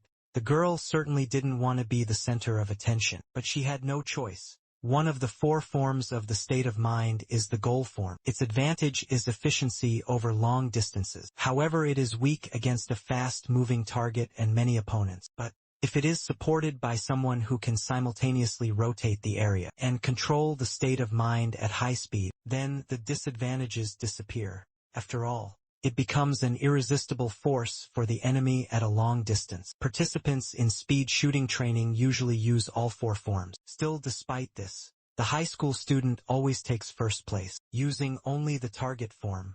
Sharon looked at the girl and thought that, although he was just starting out, he could tell her technique was unique. Not only does she rotate the spirit state zone while stationary, but she also sweeps away everything in her path. She defeated the target with one blow. Her facial expression suggests that she does not have complete freedom of action. She is elemental in her every move. He understood why the guys were crazy about her. Emma is a first-class aristocrat who does everything perfectly. Emma is incredible, but why was she hanging out with those thugs? When they finished, they locked eyes and each realized the other remembered them. The girl couldn't help but laugh. He was so annoying, but her guess was confirmed. She reasoned that she would get in trouble if he spread rumors about her past. Although she was the best student at the academy, no one would have believed him even if Sharon had told him something. After the demonstration, the classes split up for practice. The 7th grade students started with the protective uniforms, because wizards need to stay focused to survive on a disorganized battlefield. The trick is to feel how the consciousness contracts and condenses. Having compacted the state of mind and created a structure, it will be possible to raise its boundaries to prevent destruction. Shironu thought it worked, but he could not be sure until he saw it. It would be easier if he could use the visible zone. The boy approached the teacher and asked if he could use the visible zone. First, the students had to do it, since it was not being used right now. He could try. Emma's friends saw that the newcomer was in the visible zone, and immediately told Emma about it. She choked on the water she was drinking at the time, so surprised was she by what the 7th grader was doing. But her friend noticed that the girl was acting strangely. Sharon, meanwhile, had entered a state of mind. Now that he started to think back, he realized he hadn't been told the size of his state of mind. On the entrance exam, he wondered how much bigger it could get. All the students were watching Sharon now. He began to create a protective form, but his boundaries did not rise. On the contrary, they began to collapse. But it was still good when he practiced. He thought he was frightened by what he saw, but his attention would not be swayed by something like that. What is the difference between what happens outside the visible zone and inside? Something must have caused it. Then Sharon finally realized he had made a mistake, so the teacher showed him everything calmly.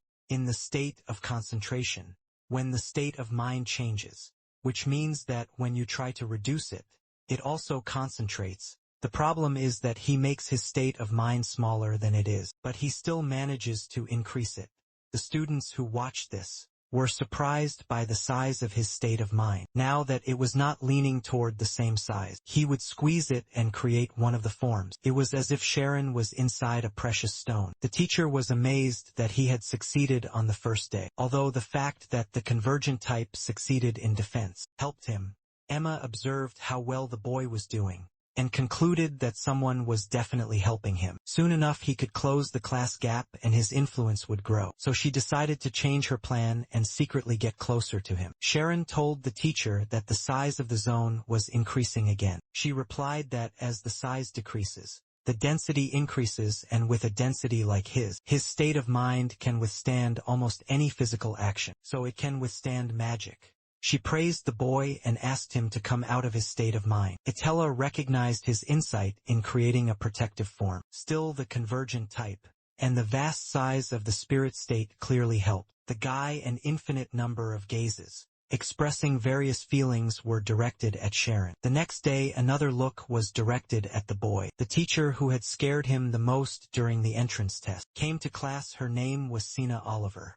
Sharon did not know, but she was actually a 5th grade teacher. She deliberately devoted her free time to the 7th grade. She disagreed with Professor Ted because she thought that Sharon should have been sent to the 5th grade.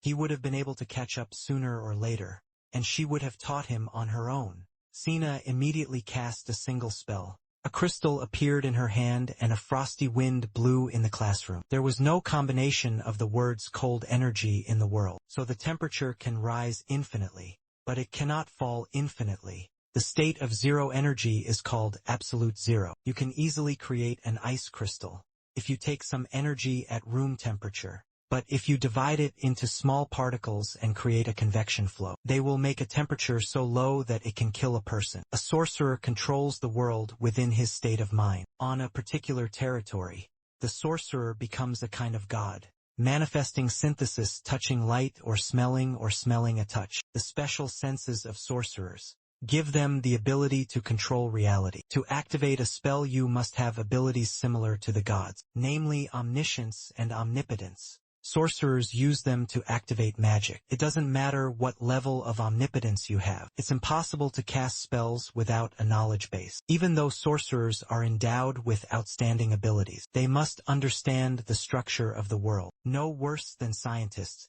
Sharon realized this was why he could not use magic. He had no idea about emissions and developed only omnipotence. Sina continued the lesson and said that students would study various subjects here. In the future, the state of mind is only half of what magic can do. If they don't study hard, they will never become worthy magicians. After class, students usually go to the library or participate in research groups. Sharon spent every day in the library, even though he was barely catching up with the aristocrats regarding academic performance, and was tired from lack of sleep. He enjoyed studying here because he was striving to fulfill his dream. While walking down the street, he realized he could not feel the ground. Looking down, the ground was far away, but he didn't know how he had flown, until he turned around and saw a man in black, holding a collar behind him. They flew to a deserted place, where the person holding him removed his hood. Turned out to be Emma Karmas. Sharon knew he would run into her one day, but he didn't expect it to happen so soon. Could this really be the girl he met 5 years ago? Emma remembered the first time she saw the boy. She was going to just let him go, but when he started to cry, she wanted to see him cry even harder. But this boy was different now, Sharon said. He remembered her ordering the bandits to remove his clothes. Still, the girl interrupted him and said it was a misunderstanding. The bandits wanted to undress him, but she didn't order them to do that. And she had no interest in boys in general. But did she really drag Sharon here to explain this? The boy realized that Emma was afraid that he would spread rumors about her. But they were both fearful that he asked the girl to apologize to him. And now she is the best student in an advanced class. Popular, but the past cannot be changed. The easiest solution would be to apologize instead of making excuses. Emma was outraged because the guy wanted to solve everything with words. He said clever things to embarrass his opponent and bring him under his thumb. He dared to challenge her. She asked what she would gain by apologizing. Can she be sure that after she apologizes, he won't betray her and that everything will remain between them? If she apologizes, she will admit her guilt and not be in a favorable position. But it would be a commonplace courtesy, in Sharon's opinion, to the person she hurt. Not an act for the sake of gain. Although she pretends to be a perfect student, her nasty nature hasn't disappeared.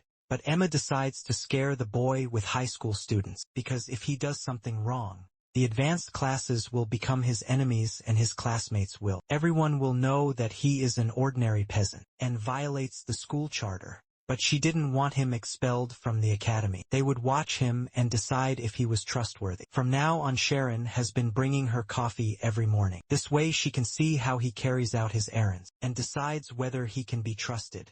It must have been hard for a commoner to get into the academy, and it would have been sad if he had been expelled.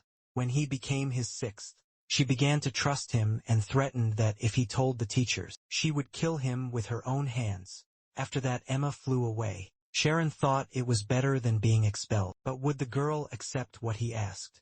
The next day, near the first library, Sharon brought coffee to Emma, which attracted the attention of many students. The girl took the coffee and then, without saying a word, while drinking her coffee, Emma was satisfied that she had humiliated Sharon in front of everyone. Soon he will become an ordinary junior high school student, undividedly in love with her, and no matter what he says, no one will believe him. All her experiences of 5 years disappeared. Sharon felt humiliated and still caught the eyes of other students, but he knew he would be the only one with nothing if he followed his emotions. He decided that if he would gain her trust, he would do it perfectly, and it would all depend on his wits. From that moment on, for 10 days, Sharon brought coffee to Emma every morning. More students came each time. Emma reasoned that, with so many people coming to watch the show, they probably didn't suspect anything and needed to end it quietly. The girl's friend Serial asked if she would reciprocate, because rumors about it had already spread. Besides, Emma had never even looked the guys in the eye. But she takes coffee from Sharon every day. Everyone is waiting for the birth of the legendary couple. Emma was shocked and angry, because she had not expected such an outcome. She knocked the coffee out of the guy's hands and asked him to spend more time studying, not follow her around and not bring her coffee. The friend ran after the girl and warned her that unpleasant rumors might start. But Emma didn't care. When she got to senior year, it would be over. Sharon was overwhelmed by the fact that he didn't have to do anything. In the evening, Emma sat behind the books in the first library. She did it so the new kids would start weird rumors, but she made them herself. It's a good thing she ended it before it got worse. But it didn't matter now. The color of her eyes changed to red. Red eyes are karmas or self-created memories. In scientific terms, this skill allows you to memorize your states at a particular moment. Over the past 10 days, she had memorized what Sharon looked like when he ran her errands. In recent days, his gaze has not changed and his pupils have not moved. It doesn't matter how much a person wants to hide their feelings. Their eyes still give them away, since it is impossible to control the autonomic nervous system. If Sharon can follow his eyes, he's either controlling his emotions like a robot or completely sincere because everything didn't go according to plan. Emma's head was in chaos, so she went to rest in her room. Jake Ardius was waiting for her at the entrance. He had been waiting for the girl for a long time, because of rumors that the snotty little Sharon was hitting on her. The guy handed her a cup saying it was the best coffee with nutmeg. In his opinion, the great Emmy deserves all the goodies in the world. Unlike that poor guy Jake Ardius, the future heir to the title of Royal Bailiff is perfect for Emma, but she didn't think they were in a good enough place to have that conversation. And she knew that Jake's company was trying to humiliate her at every opportunity, but the guy objected to her, saying that the girl's attitude towards him was also an attitude towards the whole family, and he could not ask someone to dishonor him. Emma did not believe what the boy said. She thought that he was worthless without the support of his family, and that he had created a company that secretly poisoned others. However, Jake believes that the Karmas family has no power, even though they are considered prominent. He threatened that he could bankrupt and destroy Karmas instantly. With his family's influence, Emma looked into the boy's eyes and said his gaze was evil. Unlike Sharon's like a rotten fish, Jake was outraged by this comparison. The order of his actions should be reversed. Before he conquered her, he needed to set up an obstacle, so he would make it so that this guy could never use magic again. To silence the boy, Emma knocked the cup out of his hand and entered a state of mind. Using the 4 forms, she confused him and took a risk, because she couldn't use magic here. She knew that the boy would not do anything to her. She added that Sharon doesn't fail by relying on his family. He's the one who takes responsibility for his decisions. She bet Jake would not reach the same level as Sharon in 6 months. Meanwhile, she filled everything with oxygen. If he entered the zone, the girl could set it on fire, and he would not win the first in the advanced class. And Jake just ran away from Emma. A few days passed. The small commotion that Emma had caused turned into chaos. Cyril saw Sharon coming out of the library and showed him the letter that said Sharon had been kidnapped and would be castrated if Emma didn't meet with the kidnappers, and said half an hour ago Emma was talking to a stranger. The guy was holding a letter saying the boss wanted to see Emma. The girl took the letter, and when she read it, she immediately realized it was Jake's handiwork. Cyril asked the girl to tell the professors, but it was that simple. Suppose the board of professors starts looking into everything. In that case, Emma will have to explain her relationship with Sharon, and her past will be revealed.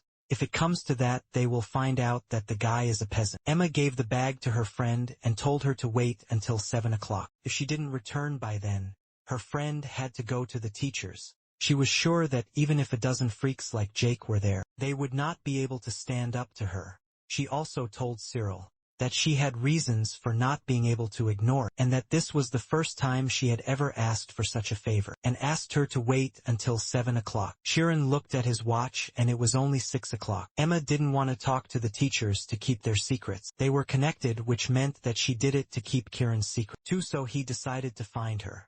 After saying goodbye to Cyril, he ran to the 14th training area towards the mountains, but the girl caught up with him and lifted him into the air, because he might not make it to the 7th if he ran. When they reached the training area, they saw no one there. Sharon realized they were in a different place, because Emma's friend could have told the teachers everything. Sharon asked Cyril to return and tell the teachers, because she would get there faster without him. The girl started asking about their relationship, which angered the boy because now was not the time for discussions. The longer they waited, the more risky the situation became. When the girl fled, Sharon began looking for clues to find Emma. He entered a state of mind and noticed fresh shoe marks left by 2 people. They broke off halfway, so they had flown away. He saw smoke in the distance and realized he was heading in that direction. Meanwhile, Emma met the guys who had called her. The guys did not expect the girl to come. As expected, the boss outsmarted her. Then Jake came out and was very surprised that the girl came alone. How much he appreciated Sharon's obedience. Emma asked where Sharon was. Jake laughed and replied that he was probably in the library borrowing books, and didn't realize that his girlfriend was about to leave because of him, and they didn't even care about the guy. They were all there for the girl. All the guys are going crazy with the desire to take revenge on her for what she did to them. She insulted Jake yesterday because he would pay her back in full, but all the threats did not scare the girl. On the contrary, she entered a state of mind and threatened to get rid of them. She started throwing fire at the boys and they ran away. Jake knew that the form was weak. In a battle with many opponents, they were shocked by the girl's abilities, because it was not what they had seen in the training room. But no matter how good the technique is, there will always be a weakness. Jake separated himself from the others, rose high to form a horizontally rotating target to attack the girl, and launched a wind blade. But the girl dodged and laughed at this pathetic attempt. Now she realized why the guy's grades sucked. All because he wasted time on nonsense. Suddenly Emma began to feel strange. She would go crazy if she didn't dispel her state of mind, because she had just been cast in anti-magic, which was forbidden. Jake got down on the ground, took a knife out of his pocket and approached the girl. He asked if she would accept his offer now, and she had to post in a way he liked, and if not he would do something to her. But the girl said she would kill him as soon as he touched her. Her hands were locked, she couldn't get away. Emma's scheme was not working, because she stopped training her after 12 years. Meanwhile, Jake was getting even closer. He threatened to cut her face so that the boys would stop chasing her. As soon as the knife got close to her face, she yelled, "Freeze." It was Sharon. He was standing with his finger in his hand. At first Emma was shocked by his appearance, but then she was even angry that he came alone. The boys saw that Emma couldn't move and thought that, even if there were more of them, it was impossible to imagine that they could defeat the best middle school student. In any case, Cyril should have called the teachers here by now, so they just had to stall for time. Then he decided to get closer. He was confident in himself, because he had defeated Ryan in a duel and would do well here. Sharon got into a state of mind, rushed to the guys and shouted to let the girl go. As he approached them, he began to feel something strange. His head was pounding and he fell to the ground. Emma shouted for him to get out of the spirit state. This influence he felt was anti-magic, because if he didn't, he could lose the ability to use his magic and go crazy. Sharon heard the girl's words, but his senses began to separate from him, and his consciousness seemed to split into pieces. To cope with the impact, he began to recall his teacher's words. Ultimately, the anti-magic in the state of mind are waived if he can increase his strength enough so they can't get inside. The guys began to increase the pressure on Sharon, but having gathered all his strength, the boy began to reflect the waves of anti-magic. Anti-magic back. The boys were shocked and tried not to panic. But as Sharon got closer, the more he influenced the boys, the more they felt powerless. Emma was shocked and didn't even realize what was happening, because she couldn't use her state of mind. The anti-magic was gone and her body was free. When she was free, she saw Sharon's cold and firm state of mind. His nose was bleeding and he felt some movement under his feet, as if he had stepped on a small worm. Jake started screaming in shock, because there were 6 of them and Sharon could defeat them alone. He concluded that Sharon specialized in anti-magic.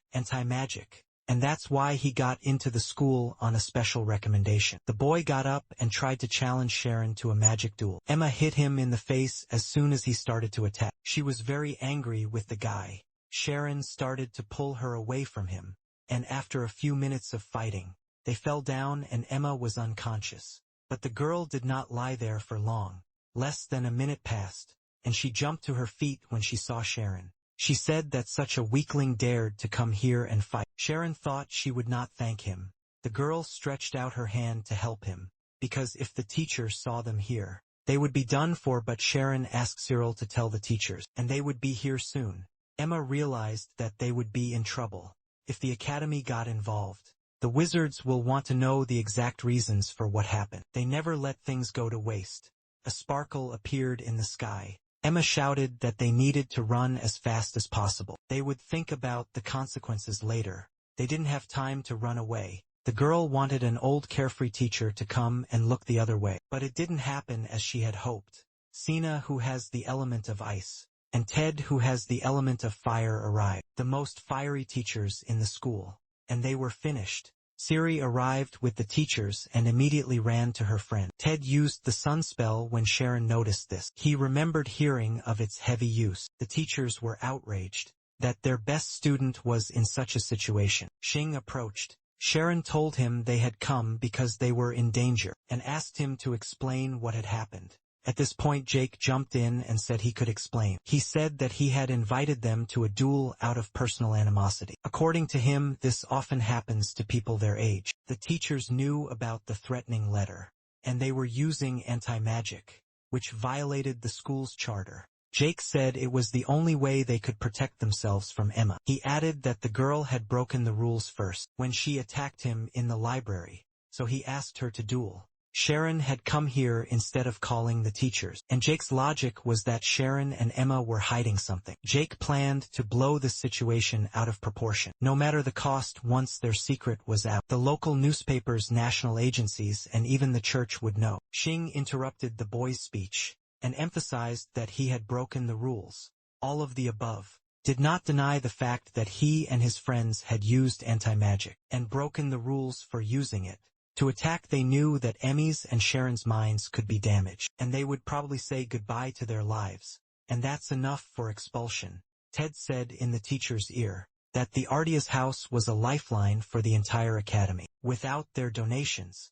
But Sina interrupted her husband, and said that it was the teacher's duty to guide students to the right path. Even if they couldn't do that, the academy would be better off without him. But Jake, realizing that his lies were not believed, decided to attack because he was sure they would expel the teacher. But not him. His family is wealthy, so everyone would bow down to him. He advised the teacher to take the chance and ensure she understood how the world works. Sina was outraged by the boy's self-confidence. She sent 1,000 icicles of ice at him. Shironu was surprised the teacher did not even touch his clothes. This means she controls the most minor details of the spell, so she is called a genius in ice magic. Jake has long been harming students, but the academy has turned a blind eye, not punishing him for his actions. The academy is not a place where they are taught for money. On the contrary, it teaches what money can't buy. To become a sorcerer, because that's why he's come a long way. And now he's destroying the precious memories of this place. With his own hands, Jake and the other dark wizards repented and dreamed of becoming wizards again. But that happened much later. And now, as soon as their wounds are healed, they will go to the punishment room to pay for their deeds. In the end, the inevitable happened. Meanwhile, Sharon and Emma were in the detention room. Teacher Ted asked Sharon why he didn't tell them right away. He should have told the teachers about the situation in the first place. But instead he went to rescue the more skilled senior student himself. The teacher asked him to explain his actions. As soon as Sharon thought of telling the truth, Emma said that he was her boyfriend. Everyone present was shocked.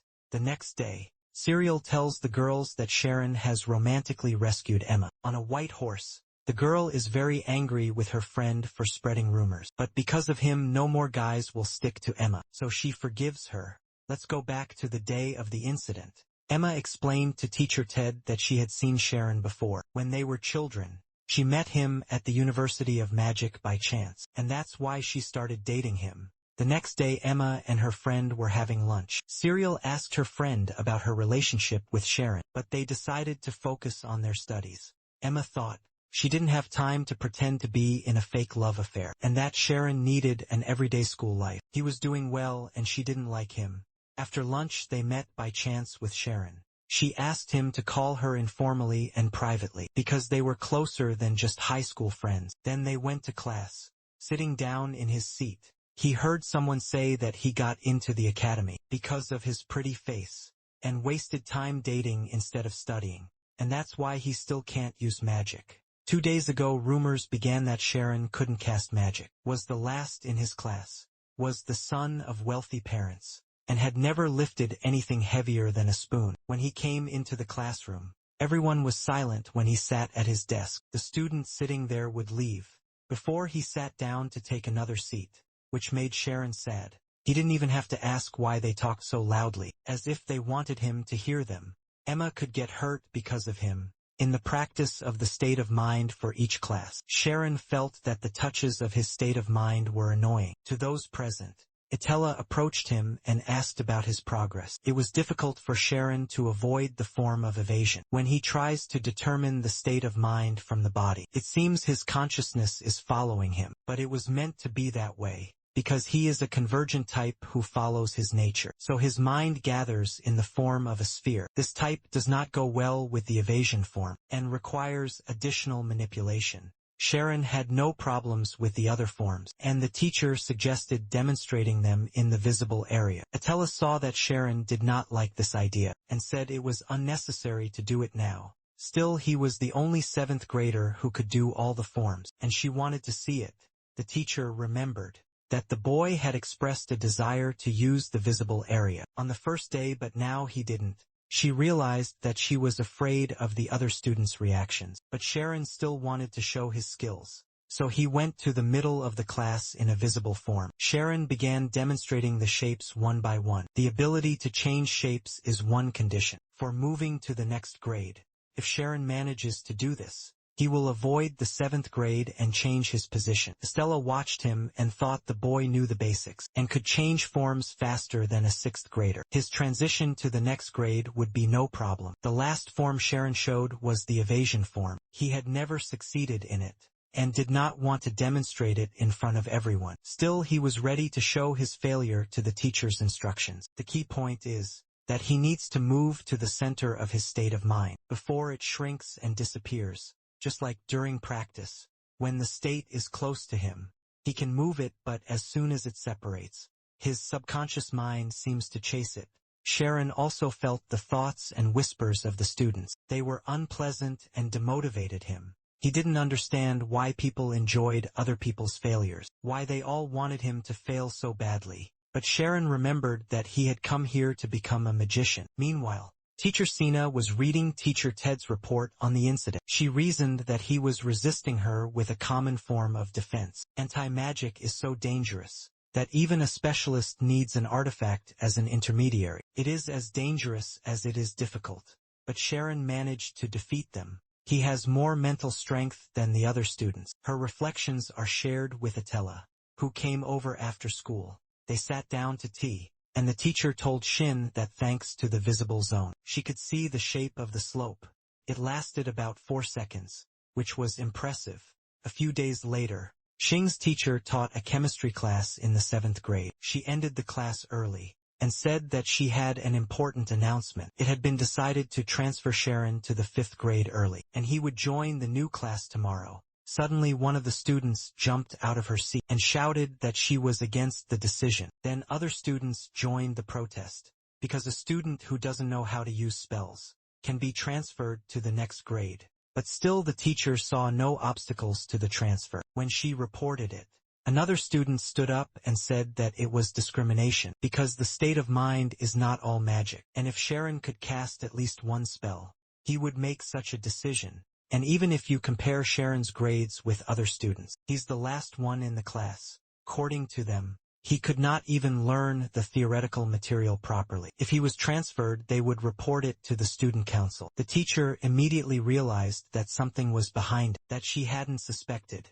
She was surprised that the students were so angry. It didn't look like a normal protest against injustice. It seemed to be some kind of personal conflict. After school, Sina was sitting in her office. Suddenly a student named Maria came in and told her what she had seen. About a week ago, everyone had started to ignore Sharon, and now they were gossiping and interfering with his studies. She saw everything and knew who was gossiping and inciting others. The teacher thanked the girl for the hypnosis and promised to investigate it.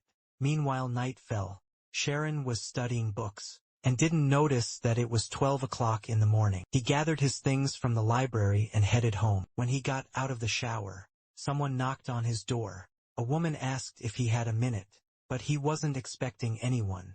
Sina's teacher said she wanted to talk to him earlier, but he was not at home, so she came so late. The teacher approached Sharon's desk while making tea and noticed a sheet of paper with the boys' grades on it. When she first saw them, she noticed something strange. The number of points in all subjects was low but the same. It was as if he wanted to improve all of them in all subjects at once. They sat down and the teacher said she had been told his classmates were bullying him, but Sharon replied that there was no reason to worry. He was sorry that he did not manage to make friends, but he could not do anything about their attitude. To him, the most important thing for him is to be true to himself. Suppose you think about it.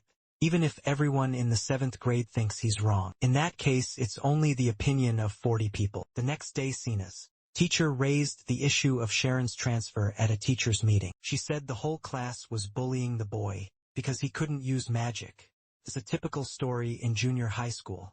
Many kids are stupid and some have no talent, but teacher Ted has objected to Sharon's transfer. He knows the boy is talented.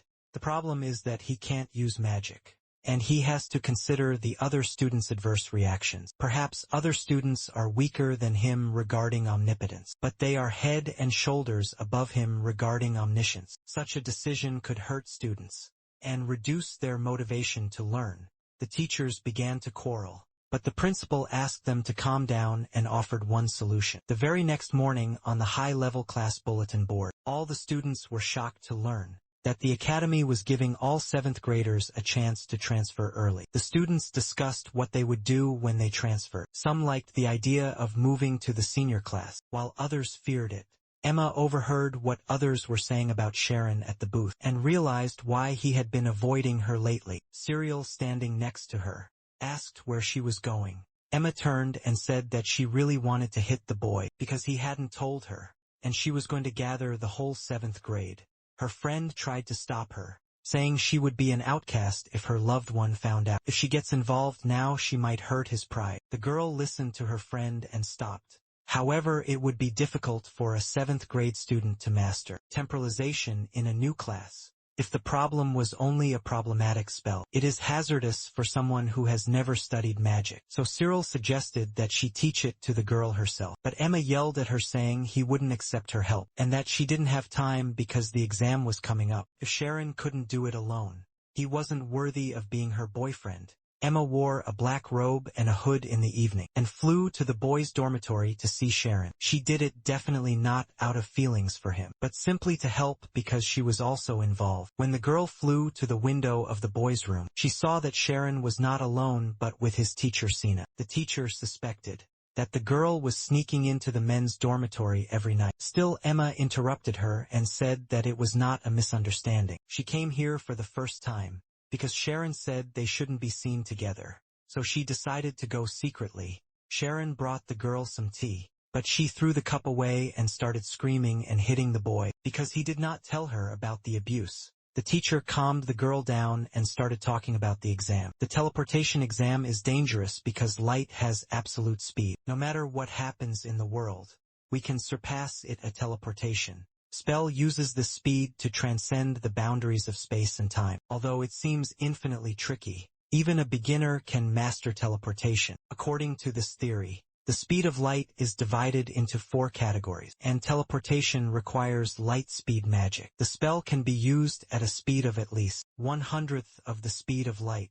However, this will cause the level of photonization to drop, and the body weight to decrease significantly. Despite the easy theory, there is a danger of collision. There is only one place where it is safe to practice, and the teleportation exam is already there. It's an impassable bridge 1,000 meters above sea level. The first person to finish on the Academy will win, but if no one finishes, the winner will be the one who crosses the longest distance. The training ground will be set to the first difficulty level, and the 7th grade students will use the necessary measures to earn the danger. But the teachers are worried about the students themselves. If the desire to win peaks, they will attack each other. Sharon wondered if he could do it.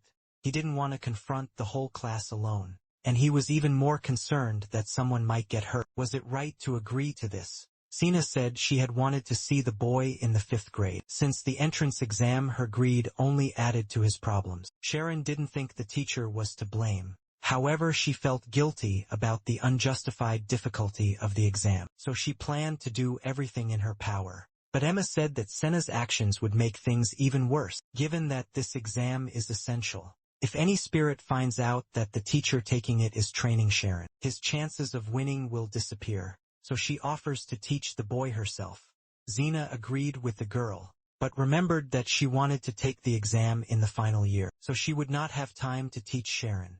Let's move on to the final year. Everyone envies students who are recommended by professional wizards. The graduates are considered pre-professional, and because they attend a respected institution, they are featured in the Royal Academy of Magic journals. However, as soon as you enter the classroom, you can forget about school leisure. All that awaits you is endless competition and hellishly hard training. From the very beginning, Emma wanted to get there before all her classmates. Sharon asked if it was too early for their age. The girl thought it was all his fault, because he was making fast progress, and the only place he could go was to the graduation class. Emma promised to help Sharon even though she was busy. However, Sena's teacher insisted that she take care of the preparation. Each insisted on their own way. And after 5 minutes of hypocritical bickering, Emma turned to Sharon and asked him to choose between her and the teacher. Unexpectedly for everyone, the boy said he would do everything himself. Instead, he didn't realize what he was in for. Everyone hires expensive tutors to master the spell, and all his classmates are against him. Emma argued that this can't be learned on your own. Sharon replied that this was one of the reasons Emma would move to the final year. Early, she could not sit idly by knowing what the future held. For the boy, 5th grade is a step toward becoming a wizard. He asked Sina to believe in him. Sharon could not say that he would pass, but he would do everything not to regret his decision. The teacher accepted the boy's decision. Sina had to leave this time. She turned a blind eye to the fact that she had broken into the men's dormitory through the window, but there would be consequences next time. Emma and Sharon were uncomfortable alone, and the girl hurried to leave. Still, before she did, she asked the guy why he didn't tell her that someone was hurting him, because it was not just his problem. Sharon answered that he didn't want to distance himself from the girl, because when he came to the academy and saw her name, he immediately wanted to try his best to catch up with her. Still, he didn't even expect things to turn out like this. Their relationship was already strange, and if he said he was being bullied, it would have become even stranger. But Emma didn't believe what he said. She thought it was strange that he kept calling her a high school girl, with a sweet smile, but he was trying to get close to her from behind like a coward. If he wanted to surpass her, he should have stopped calling her a high school girl, and faced her face to face, on equal terms. But if he couldn't keep up with her, he would call her a high school girl for the rest of his life. The girl flew out the window, leaving the boy alone. He realizes that Emma will not help him, but he is sure the offenders watch his every move. He will have to achieve everything on his own. There is 1 month left before the exam. The next day after class, all the students discussed their exam preparations. In the meantime, Sharon had collected many books for self-study, but the implementation problem remained. The environment that a wizard faces in real life is constantly changing. For a teleportation spell, information about the area is vital.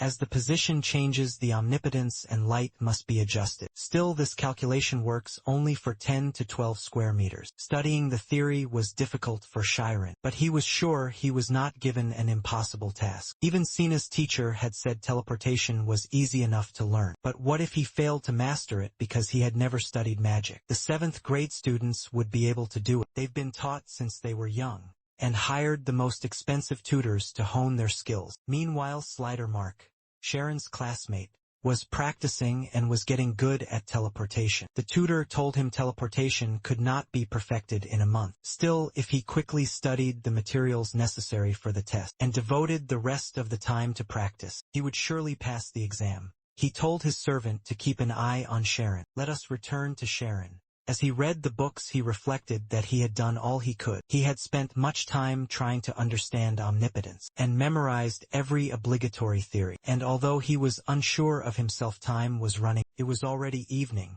so Sharon went to the training ground to try and practice. He hoped the spell would activate when he expected it to. First, it is necessary to reproduce the theory of photonization. In the state of mind, the person who is between omnipotence and omniscience is none other than him. One has to erase oneself between them. When a sorcerer focuses, his mind becomes so sensual that he feels everything around him. It is said that great sorcerers can even count the number of leaves on trees from afar. This is the excessive sensuality of the mental state, a state of mind.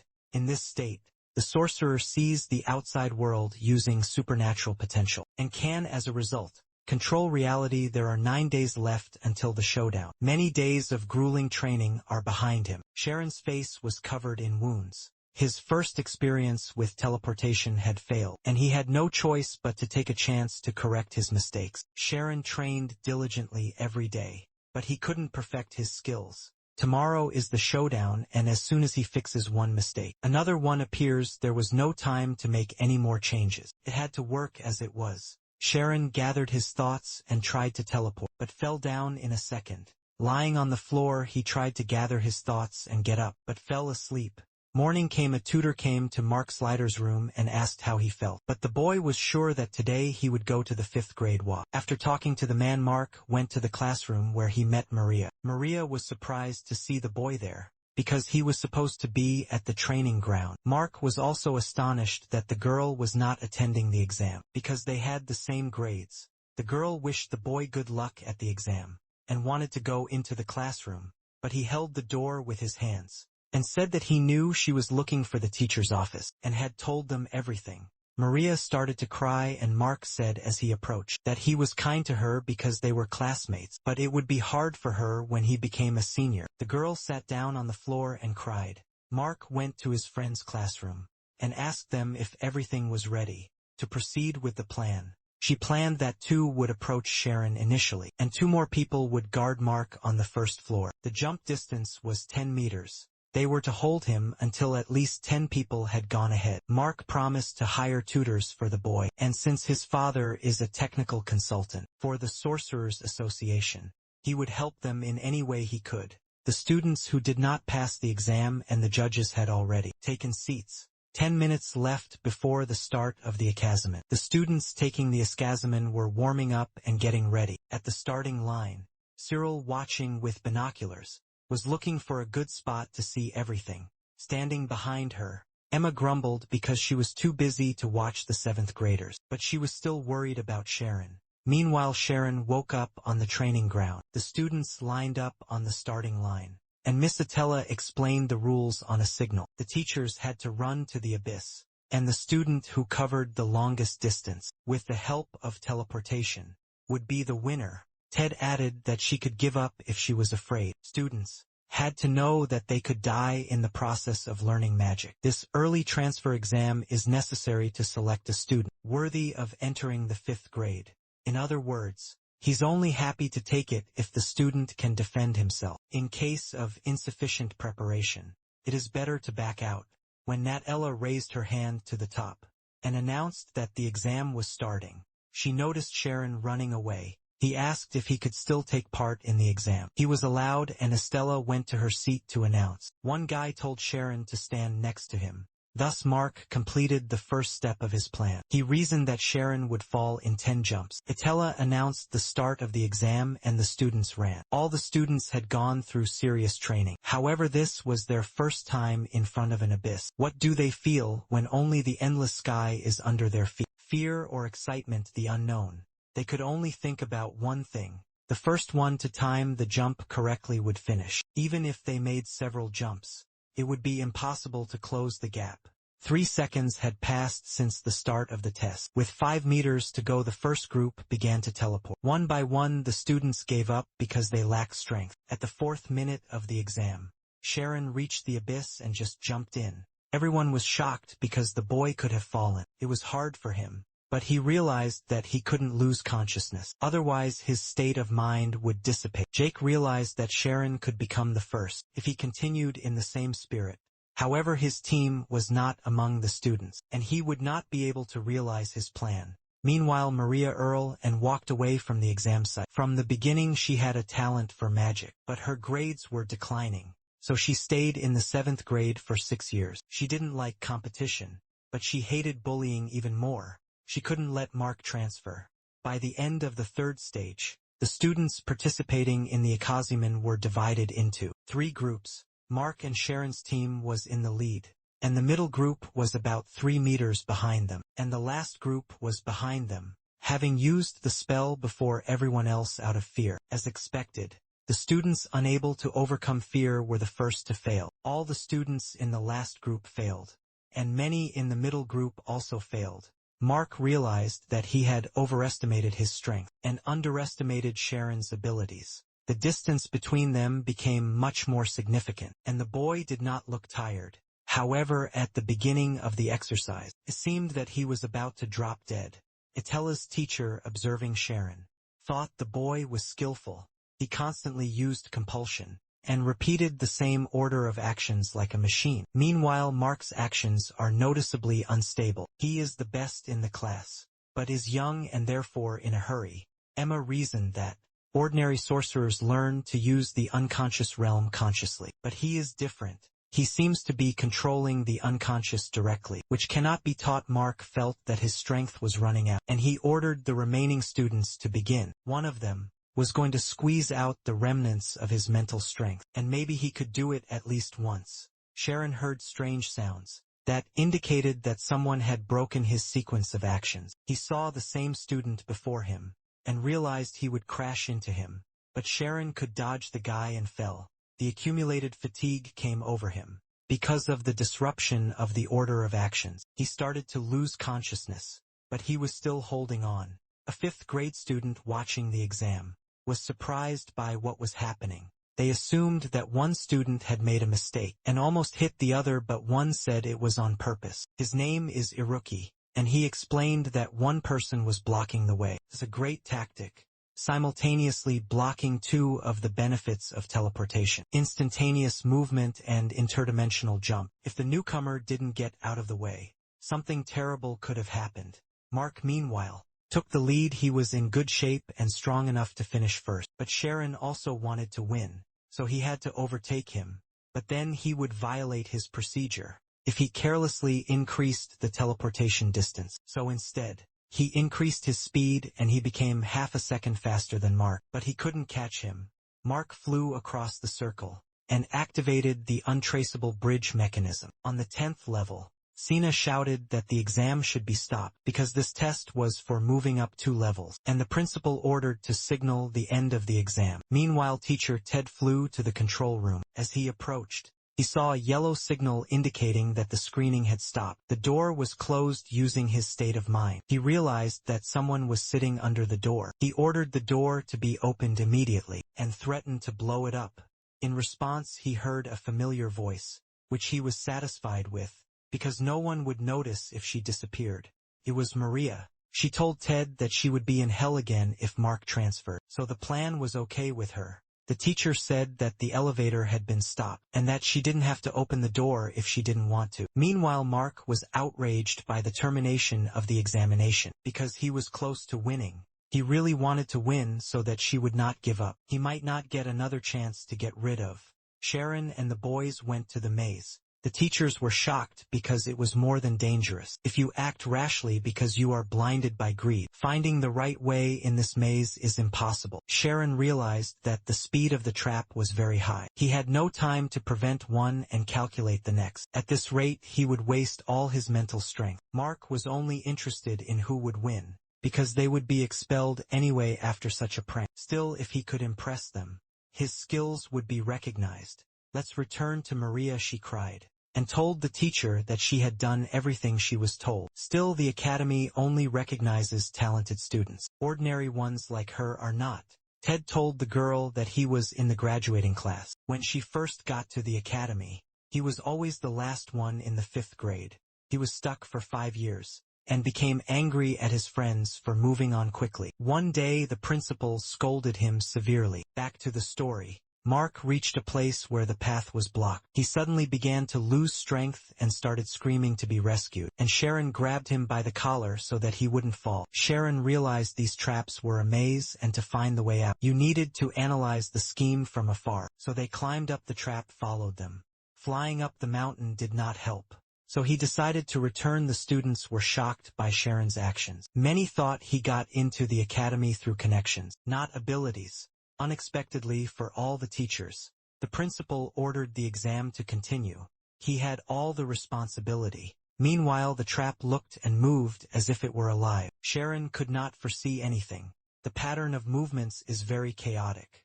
Because he was trying to save Mark, his situation was getting worse. He realized that he needed to feel the whole instruction, and at the same time focus on it. Sharon had done this before. It's like using a form of evasion. Watching this, the director reasoned that danger multiplies opportunity. But usually, the limit is reached when you are satisfied with your achievements. However, with this guy, he felt neither happy nor thirsty. This sight shocked him. Sharon does not dwell on anything. He has no extraneous thoughts. The strength of his state of mind is close to 99.9%. He calculates his way through the trance. Attila has recognized his outstanding talent, but this time he is in real danger. Moving on to Sharon. He thought the distance between the obstacles had become smaller. He couldn't cover these 10 meters with teleportation, so he decided to split the teleportation into 1/10. He succeeded and reached the next trap, but he couldn't go straight through. The space was too narrow. The students were fascinated by Sharon's actions because they seemed impossible. After all, light can only travel in a straight line. But it was simple. If you divide the circle into parts, you get an infinite straight line, and then you can split the teleportation distance into 1000. It's not about calculations. It's about feelings. In other words, it's insight. Meanwhile, Sharon reached the dragon's maze. Sina flew to Ted to check why the exam was not ending at this time. Mark regained consciousness and panicked when he saw the monster in front of him. Sharon realized that he needed to memorize the sequence in which the maze was created. Maria left the room. Sina panicked and reported that Sharon and Mark were still in the test area. A second before Attila arrived, Sharon reassured him that he was still alive. Using his state of mind, he discovered that there were only 9 teleportations. On the way out, he chose one with Mark. But he was wrong. It was impossible to escape with Mark in this way. Suddenly Sharon got out, but he couldn't remember anything after he came. The students ran up to the boy and congratulated him on his transition to the 5th grade. Sina and Ted returned to the playground. The woman was upset that she had missed Sharon's passing, but there was still an important question. They crossed the finish line simultaneously and needed confirmation. She asked the director to announce the winner, but the director was in his own mind. He couldn't believe Sharon had shown them such a bright light. The light of the Milch family, Ted thought. This nickname was given to the man who had redefined the photon, and was even awarded the Golden Circle by the Emperor. However, because of his outstanding talent, Sharon had a spark of greed. For just a second, when the director saw the talented boy, he indulged in memories of the past, and envied his innocent desire for magic. He said that only one person would be considered to have passed the exam, but he also admired everyone who participated. May the bravery they have shown today become a driving force, and lead the world into the future. Sharon Aryani passed the exam. Mark went out and bowed to Sharon. He apologized and said that, as a sorcerer, he would take full responsibility. he realized that he had been wrong about Sharon all along. Emma was about to leave the set when Sharon called her and told her that he had fulfilled his promise and would catch up with her soon. But the following day when Sharon woke up, he had no memory of it later. A meeting of the disciplinary committee was held. Maria humbly admitted all her actions and expected to be punished. However, Sharon, Mark, and even the warden Brad, who had been subjected to a sleep spell, declared they were against punishing Maria. Realizing their mistake, the other disciples began to confess their misdeeds. They even revealed a plan to interfere with Sharon's exam, and the situation escalated. The principal who announced the verdict understood Maria's situation. She did not launch the mechanism to harm anyone, so disciplinary measures would be taken according to the Academy's rules. But Sharon asked to have the floor, he said. He ignored the signal to stop the exam and headed into the maze. Besides, he had no choice but to drag Mark to this dangerous place. Everything turned out the way the principal wanted. The students are unable to see the truth. At the same time, they are blinded by rivalry, pride and envy, and to become a decent sorcerer, they confess their misdeeds. For the first time since the Academy's founding, a decision was made in which everyone was punished. Mark and Maria were suspended from classes for 2 months and the other students for 1. In the evening, Sharon came to his room and lay on the bed. He was so tired that he did not realize how he fell asleep. 3 days later, he woke up to the sound of the piano playing. While getting ready for class, he noticed a notebook on his desk. It helped him a lot to memorize the rules of magic. Emma lent him the notebook, and he returned it today during their joint practice. Later, in the second joint training room, Sharon approached Emma and gave her a basket of apples as a thank you. He thought she liked apples, because he had seen drawings of apples on strawberries. In her notebook, the girl didn't like this unexpected gift and ran away. After what happened, Emma passed the exam to be promoted to the senior class with flying colors. But it seems that a problem in her bright head has no solution. A month has passed. The 7th grade students who returned from a month-long suspension, each time they had a class together, took Sharon's seat as if he were the dreaded senior. When he had already taken his seat, Cyril asked to sit next to him. They started talking, and the girl said she would be like Emma and go to the senior class. She was going to graduate and live an everyday life, but Sharon and Emma had inspired her. She decided she didn't want to waste her youth on that, and Emma seemed to have decided to become a soldier. Sharon was shocked to hear this. If there is a war, all wizards should participate in it because it is their duty. That's why students are encouraged and supported in various ways. Emma's specialty is using magic against single targets. Obviously, she will be involved in reconnaissance operations. It is worth considering working as a wizard starting in the 5th grade. If a student is good at something, it will be a substantial concrete advantage. Cyril left and the boy was thinking. His thoughts were interrupted by a guy named Nate, a friend to whom Sharon is grateful. He is the only one who talks to him despite his shyness, and although he has average grades, his unusual omnipotence allows him to control lightning. Everyone here has their own unique peculiarity. 7th grade was very different from 5th grade. Although Sharon and the other students were the same age, he felt more mature. 2 other boys approached them and asked what they thought. Sharon wondered if they would start to keep their distance from him. If he didn't understand what they were talking about, the boy expected it to be about studies, chemistry or literature, but she asked who they liked more, teacher Atella or Sina. The boys started discussing it, and their opinions were divided and they started to quarrel. Shironu didn't want to participate in such discussions, but the boys asked him for his opinion. He understood there were no problems in school life. He needed to get along with everyone, but he respected both teachers. When Sharon opened his mouth to say his opinion, the boys left. They were scared of Iruki coming into the classroom, but he heard what the boys were saying. In his opinion, only children ask such questions. Iruki contacted Sharon to introduce himself because it was the first time they had met.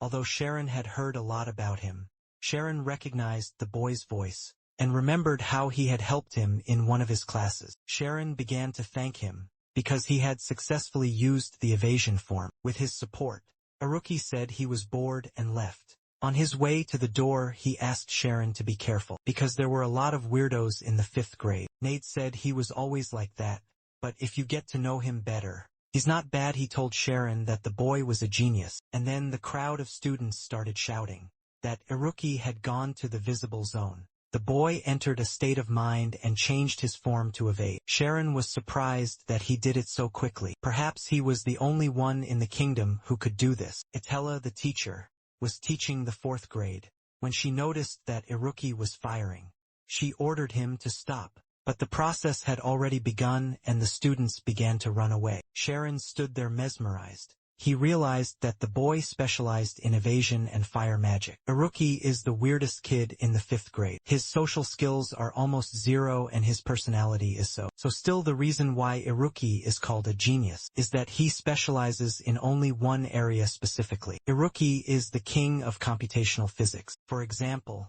he can calculate what will happen in experimental conditions at absolute zero or temperatures above 100 million degrees, or determine any date in 40,000 years in a minute. However, in other areas, he was challenged and asked why he did not study other subjects. In his mind, everything could be explained by numbers, even literature, for example. A face reddened with anger is a poetic expression that can be explained by a simple chemical process inside the body. Suppose the balance between the brain and autonomic nerves is disturbed by stress. In that case, blood pressure fluctuates and the pulse becomes irregular. The teacher was furious after the boy's behavior and simply threw him out at that time. Sharon sat in the classroom with Nade and talked about Iruki. Nade knew much about everyone, but the boy was a little worried.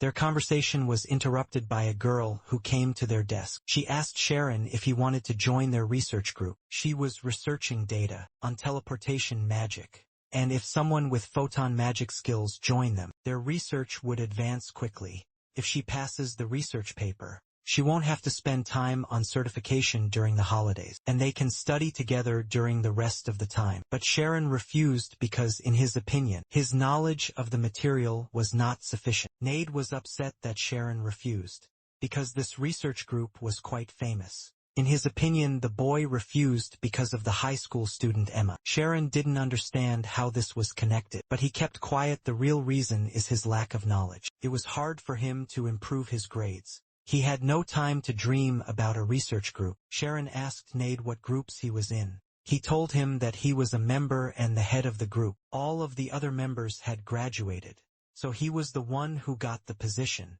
Sharon thought that if there were graduates in the research groups, it must be more solid than the others. Nade invited her to see their lab, and after class they went there. It seemed to him that Sharon was not interested in research, but he agreed after a while. They got to the lab. This is the magical Ida's storeroom. It contains all the teaching aids of the academy. It is a modern storeroom. You put your belongings in a cell and they will move to the room you need on their own. She went inside. The guy kept saying that Sharon would be surprised by what was inside. He told us that they use everything inside, and every time someone finds the item they are looking for, the structure of the storage room changes.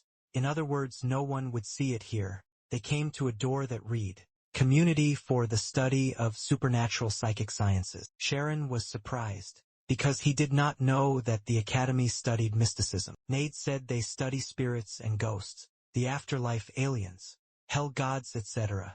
When they entered the room, they saw Iruki writing something on a big shocker. Their group has a bad reputation, so they can't reveal the members' names. So Nade doesn't tell Sharon about him.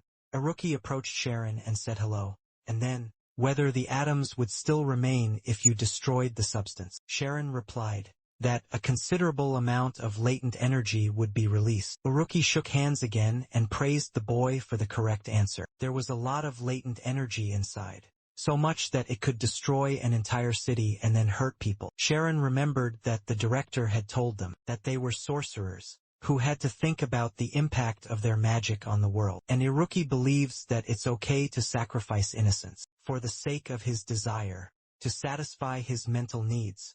The boy was angry at Iruki's words, because he believed others did not care if you were a genius. Sharon thinks it's better to be an idiot than a genius who endangers people, but Iruki continued to irritate the boy and said that many geniuses lead a crowd of idiots. History confirms this. What he hated most was idealism. Sharon was furious and left. Nade did not understand what had just happened. Iruki explained that he had deliberately provoked the boy because he considered him a rival. Sharon thought quickly during the teleportation exam, because he was in the maze of law. This is impossible without splitting time. At that moment, he had to achieve a time split of 10,000ths of a second. This is the mystery of insight. It is more precise than knowledge and faster than effort. You can't beat the speed of clairvoyance by conscious calculation. He was going to find out with a rapid-fire test. The next day Sharon was in class. The students in the class said that the test was 2 weeks away. You must use active magic during the test. Hit targets and earn points. Those who do not have an attack-type spell, such as healing or support wizards, can also participate. To move on to the next stage, you need only remove the targets that appeared in that stage, and hit the target quickly and accurately. However, Sharon did not know how to control active magic, so he went to the teacher, Sina, to use omniscience-level magic. You need at least 60 points. Teacher Sina praised him for his diligent study of chemistry. She wasn't teasing. He understood the material perfectly and used all of it simultaneously, a field in which only partial knowledge is used. Teleportation magic, which arises from the theory of photonization, is a passive magic that turns a body into photons. That's why Sharon didn't even think about it.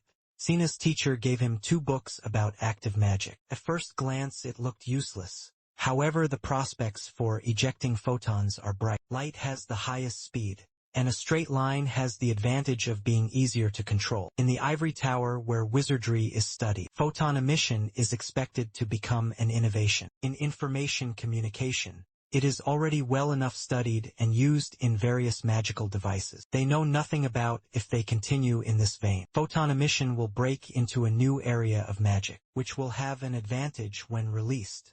After talking to his teacher, Sharon went to practice. Of course, magic does not come from the hands, but from the center of the state of mind. However, it is easier for the boy to summon magic by imagining the photon emission from his palms. Teacher Atella walked into the training area. Her costume was revealing, shocking the students, and she was not wearing glasses. The boys at the table next to Sharon assumed that the teacher had just come from practice, because she was a popular bishop of the Carthusian monastery. There she was in charge of protecting the 12 holy relics. There are only 12 bishops in the world, and one is Teacher Atella.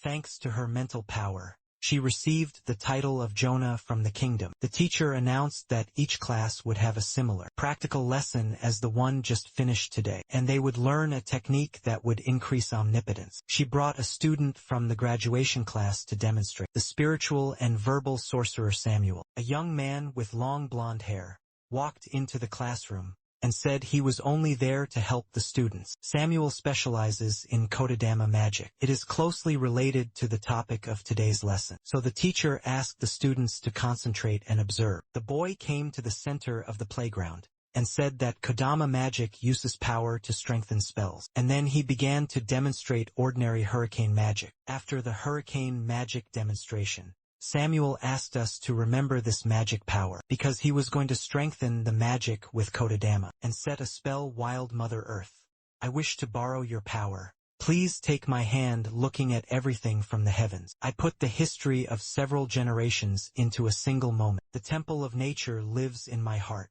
I put the will of the sorcerer into that land, singing songs full of praise and glorification. An ashen flash can set something on fire, and a hot wind can cause a hurricane.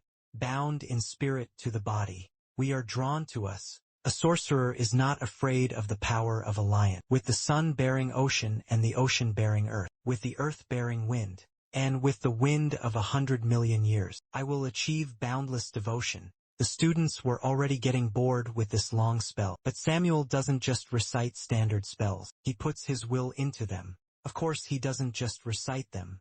He says them word by word, with an understanding of their value and reflecting his desire. It is these words that enhance the magic. This is the principle of Kodama magic. However, the process is quite long and cannot be used in battle. Therefore, Samuel was going to show a supersonic technique. Reciting the long spell again, he showed incredible power. When the boy finished, Sharon thought, a wizard graduating from the academy was given an uncertified 10th rank. He couldn't even imagine how strong the teacher Atella, a certified 6th rank wizard, was. Samuel left and the teacher began to tell him that the students would not need to use the Kodama technique, and she specialized in it. Instead, they would learn a technique called sequence. It will increase omnipotence by concentrating on counting numbers. Numbers are symbols of the following basis, perfectly harmonious with the state of mind. Of course, she will not just count them, but as in Kodama magic, put meaning into them. She went into the visible zone to show by example, strengthened the state of mind with the help of a sequence, and called a numerical sequence corresponding to the number 10. It tells a state of mind quadrupled just because of this technique. If in Kodama magic you need to visualize the spoken words, then in the sequence technique, you need to think. The faster you count, the stronger your state of mind becomes. It will not increase but strength, accuracy and precision, all abilities are enhanced. Of course, the sequence is not omnipotent. If you don't have enough mental strength, this technique will not be effective. Sharon realized that thanks to this, he could form photons.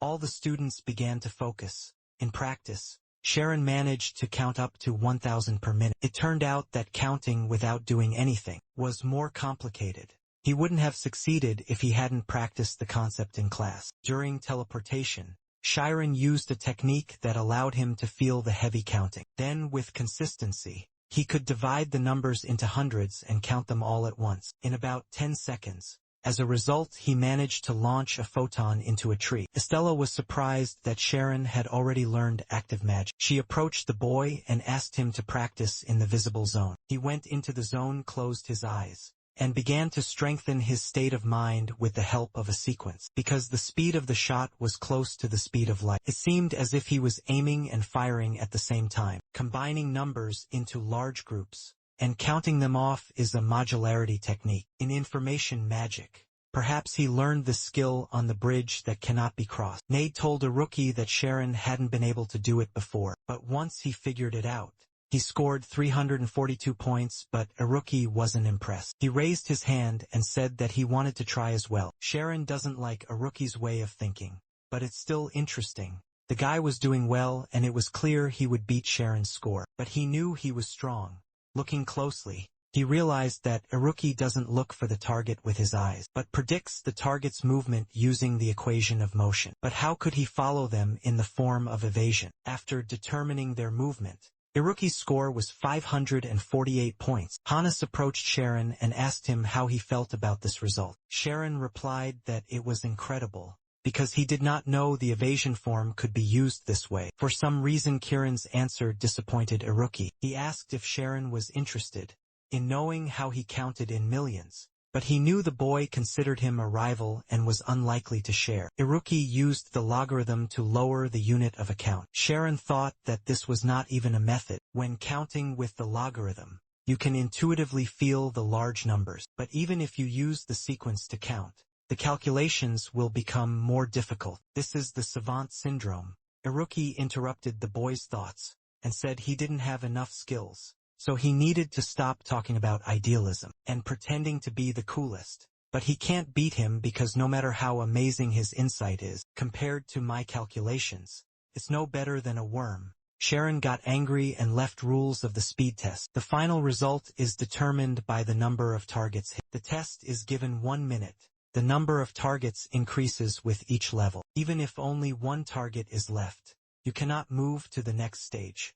In addition, the higher the level, the faster the targets are called. You can't summon new targets without destroying the old ones, affecting the result. The results of the speed shooting test were released the next day. The average score is about 400 and no one has scored more than 700. Sharon reasoned that assuming he never missed, he needed to reach the 30th level in a minute to get that score. And to do that, he had to complete each stage in 5 seconds. The training began, and in the visible zone, Sharon scored 567 points. He was pleased because he had achieved a higher score than Iruki, but Iruki entered the visible zone right after him and scored 568 points, only 1 point better than Sharon's score. This difference was not a coincidence. Over the next few days, Iruki consistently scored 1 point higher than Sharon. The meaning of the 1 point difference became apparent. You had to calculate carefully from the first level to beat him by a point. This meant that even if he didn't do his best, it was not difficult for him to beat someone like Sharon. The next day in class, The students discussed the match between Sharon and Iruki. Everyone wondered what kind of maximum score Iruki could achieve. Sharon was confused because the boy hadn't shown his worth, even though he always gave his best. The boy's thoughts were interrupted by Nade, who came over and said that he believed in him. And although Nade realized that it was hard for Sharon, they as spectators had a lot of fun. Everyone was very interested in whether they could beat the best result. Sharon didn't know who scored the highest, and didn't even think about it. Nate was surprised that he didn't know about his girlfriend's score, because Emma had the best score. She scored 987 points. Meanwhile, Emma and Cyril finally met. Emma gave her friend the materials she had requested, because she wanted to move on to the final year. But there was no reason to worry, because even though the class was called the senior class, it was no different from the top of the 4th grade. Emma asked how Sharon was doing. Her friend told her what was happening between him and Iruki. Emma remembered that Iruki had been hitting on her as well. He pretends not to understand other people's emotions, but in fact uses them to provoke and win further. Later, in the visible zone, Sharon took another trial exam. He could only score 700 points and was very exhausted. The students were shocked, because they had never had such a result in the 5th grade. After that, he went to Iruki's visible zone, and again scored 1 point more than Sharon. The boy completely lost confidence in himself. He could not win. The class ended and Sharon went to his room. The exam was after the weekend, and he had only 3 days. He was sure that at that time, he would not be able to find another way to beat Iruki. He tried to practice. Sharon wanted to understand the reason. Maybe he had lost his sense of reality, because he had been in the academy for aristocrats for so long. In fact, Iruki was not mistaken.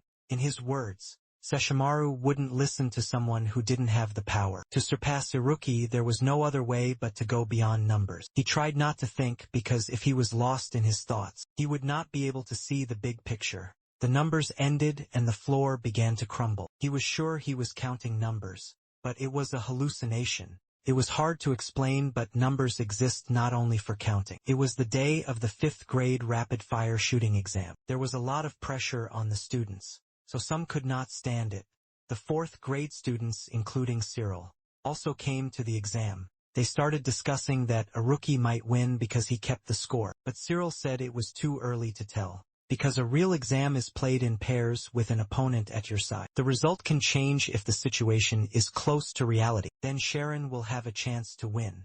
All the students had already passed the exam, and Atella invited the last participants, Sharon and Iruki. Sharon was more focused than ever. The teacher announced the start of the exam. At first Sharon had more points. The students said that Iruki was doing it on purpose, and that he would turn the tables in his favor at the end. Watching the exam, Atella thought the path seemed so long at first. Still, once you've been on it, other paths will be faster to overcome, which also applies to the calculation. Launching modularity. Sharon combines numbers into groups and counts them at that time. This strategy is used when the limit of conscious counting is reached. To do this, he must enter a state of hyper-focus before starting the Ramzan. However, if he does so, he will miss at least one matrix and the entire sequence will collapse. Iruki watched Sharon's actions, and thought it was a kind of mental doping. He changed the order of counting, which means he is trying his best. Iruki's score began to increase dramatically. The students couldn't figure out whether Iruki had gotten faster, or Sharon had gotten slower. One 4th grade student noticed that Iruki's state of mind had a strange afterimage. An afterimage is a phenomenon of visual perception, in which after a prolonged visual fixation on an object, a person continues to see its final trace. But Cyril realized this was not an afterimage. He had 2 states of mind. A unique feature of the form of evasion is a divided mind. Moreover, he is simultaneously running 2 sequences and using logarithms. He may have savant syndrome, but it is a scarce ability. Estella could not believe that this child was hiding such a skill. 15 seconds remained until the end of the screening. It was clear that Sharon would not be the first.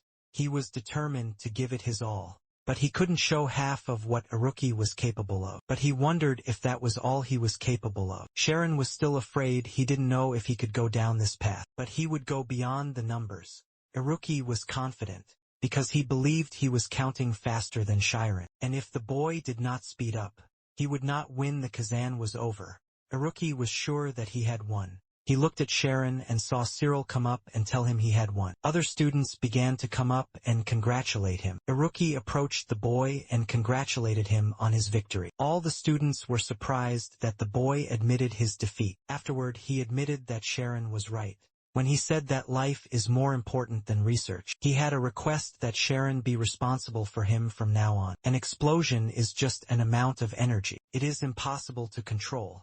But if he succeeds, it will become an energy capable of saving 100,000 human lives. A new era begins, and it will start fighting against nature's limitations. Of course, Haruki had no faith in this benign idea. There would have been no misunderstanding if he had said so. From the beginning, Haruki was afraid that he would become an untamed force. He said that by defeating him, Sharon had proved the truth of his will, and that he was the only one who could stop him. The boys shook hands and agreed that Sharon would stop Haruki. When the time came, when all the students had left, Yahello called Sharon and asked if he realized he could go. It was because of the zone he had entered.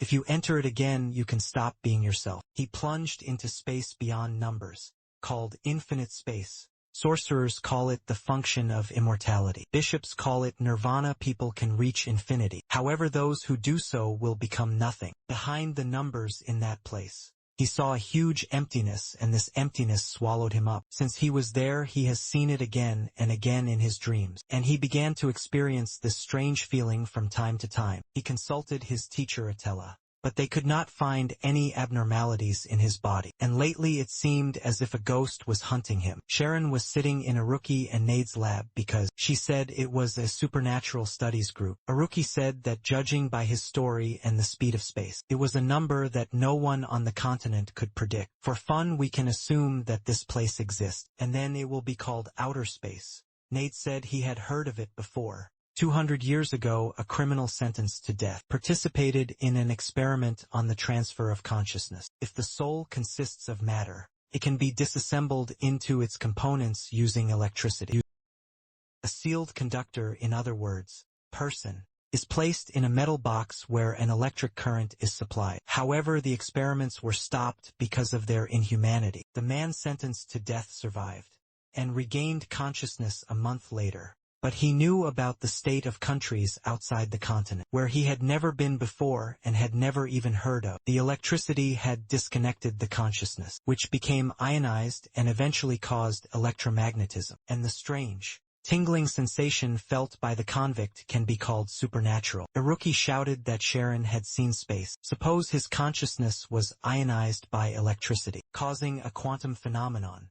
There's a chance he went beyond space and time. In the microscopic world smaller than an electron, things that are beyond human understanding happen. The world is defined only by probability, cannot be observed and measured simultaneously. Let's say the soul's weight is less than an electron. The relationship with space will eventually break down, and there will be an opportunity to feel outer space. This is precisely Sharon's situation. But this is just a hypothesis. Sharon needs to admit that something went wrong with his photon emission during the rapid-fire exam.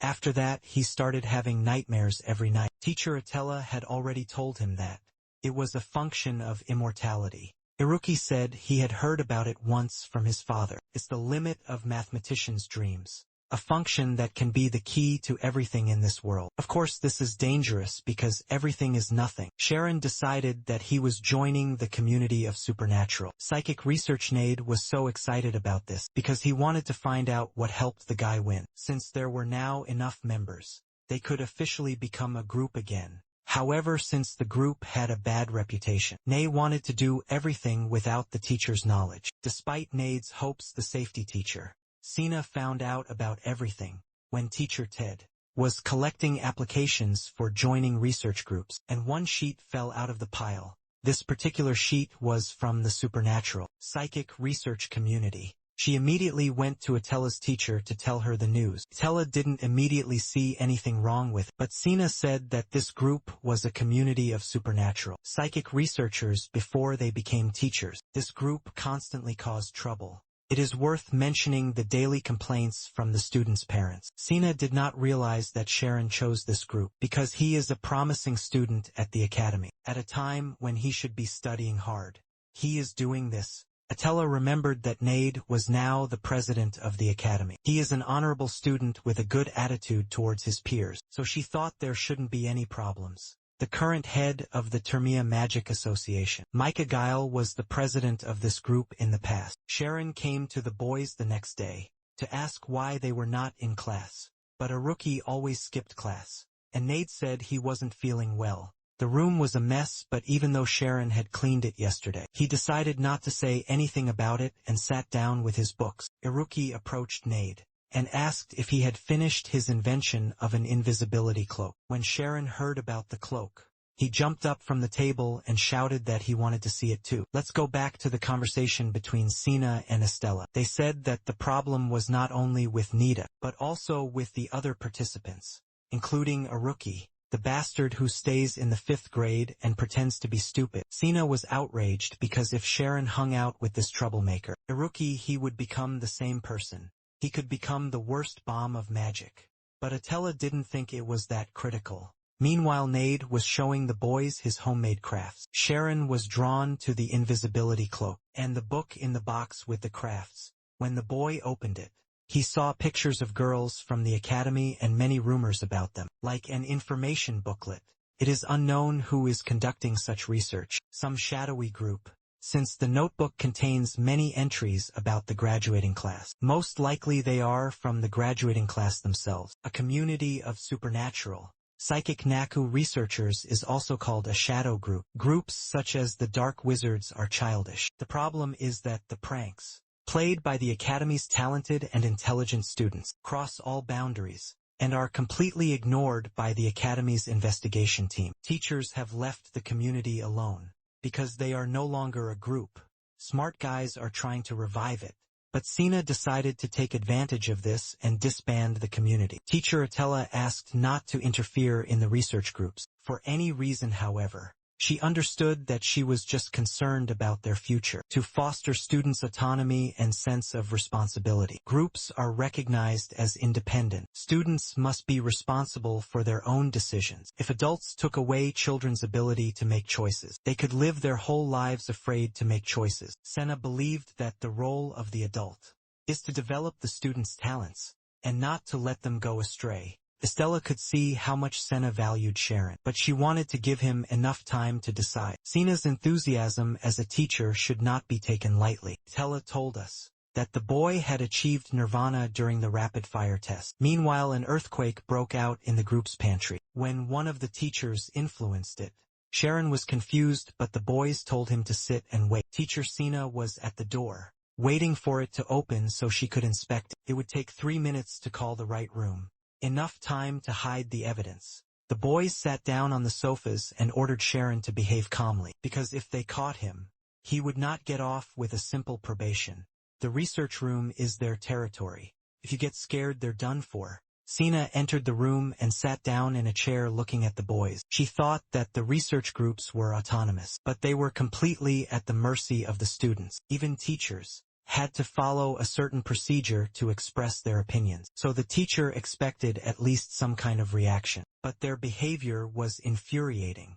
Nade broke the silence and apologized, because the teacher had caught them during a discussion. If the teacher had officially informed them about the visit, they would have given them a warm welcome. Sina got straight to the point and said she wanted the boys to vacate the research lab. She looked at the reports and found it hard to find a reason not to disband their group. For example, they have never provided research results over the past 4 years. Another reason for disbanding is the lack of participants. For over a semester their budget was also reduced. According to the rules, the group can be kept if they provide the results within a month. Nade started begging the teacher to help them.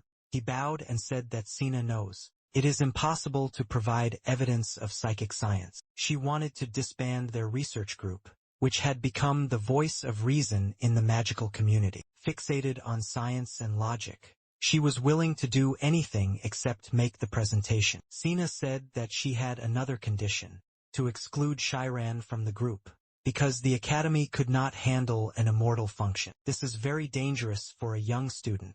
Sharon might disappear forever because he might become redundant. Excessiveness is a phenomenon in which the consciousness cannot cope with the volume of suddenly awakened abilities. As a dam cannot contain an excessive water flow, this most frightening symptom can cause a nervous breakdown. But because the community calls it the disease of geniuses, children who miss the time to be treated suffer from it for the rest of their lives. Redundancy is manifested in the use of the dimensionless function. It is difficult to imagine how dangerous it is. A nervous breakdown was quite possible, as after the nightmares Sharon felt like he was really going crazy. Sharon's academic workload would be reduced, and he would undergo intensive psychotherapy. Sina was ready to care for herself and prevent what had happened from leaving its mark on him. Nade interrupted the teacher and said that as the group president, he was against Sharon's expulsion. He started to get hysterical and Sina asked him to calm down. Iruki asked the teacher if Shiran could not cope with the excesses. If he did, it would mean that he had reached his limit, and he could not die from it.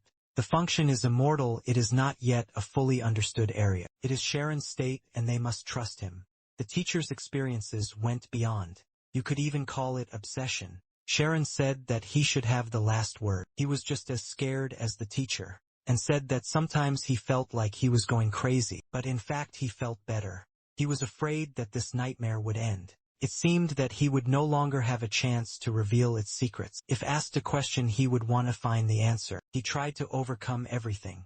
Not run away. Sina respected Sharon's decision, so she accepted it. It brought them back to their original conditions, so she expected at least some results from them. Nade almost fainted, because the supernatural community never made presentations. If possible, supernatural psychic sciences would already be published in books, yet there is no way to prove the existence of ghosts. Then they saw teacher Sina dressed very smartly. Nade could think of nothing better than to follow her, and find her weakness to exploit it, to prevent the group from disbanding. Iruki said that following an officially certified 6th-level sorcerer was not easy, but she could do it with the help of an invisibility cloak. While Nade went to the lab to get the cloak, Sharon had to go with Iruki. Sharon stood there and couldn't understand why the boys didn't use their brains to learn. They followed the teacher to the commoner's neighborhood. They were surprised because nobles don't usually come here for dates. Sina was conscientious. She was constantly looking around for people she knew. She came to one house, knocked,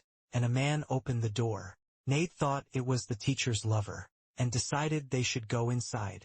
They entered the house through the basement entrance, and reached the room from which the voices were coming. A woman's voice behind the door asked when the wife would return. The boys immediately concluded Sina was meeting with a married man, and burst into the room. They saw the man holding a painting and the teacher posing in the room. Sena was surprised and angry that the boys followed her. They immediately fell to their knees, and Iruki said that it was all because of Nade, and that the invisibility cloak also belonged to him. The man in the kimono with Sina asked not to scold the boys. He was sure that the boys had only entered the house because they were worried about the teacher. To diffuse the situation, the man went to make tea. When the man returned, they saw a bandage on his eyes, which meant he was blind. His name is Armin, and he is a high school student, with whom Sena studied at the same academy. He lost his eyesight because of her. She experienced excess when she was younger. In those terrible days, there was only one thing she could do, just run away.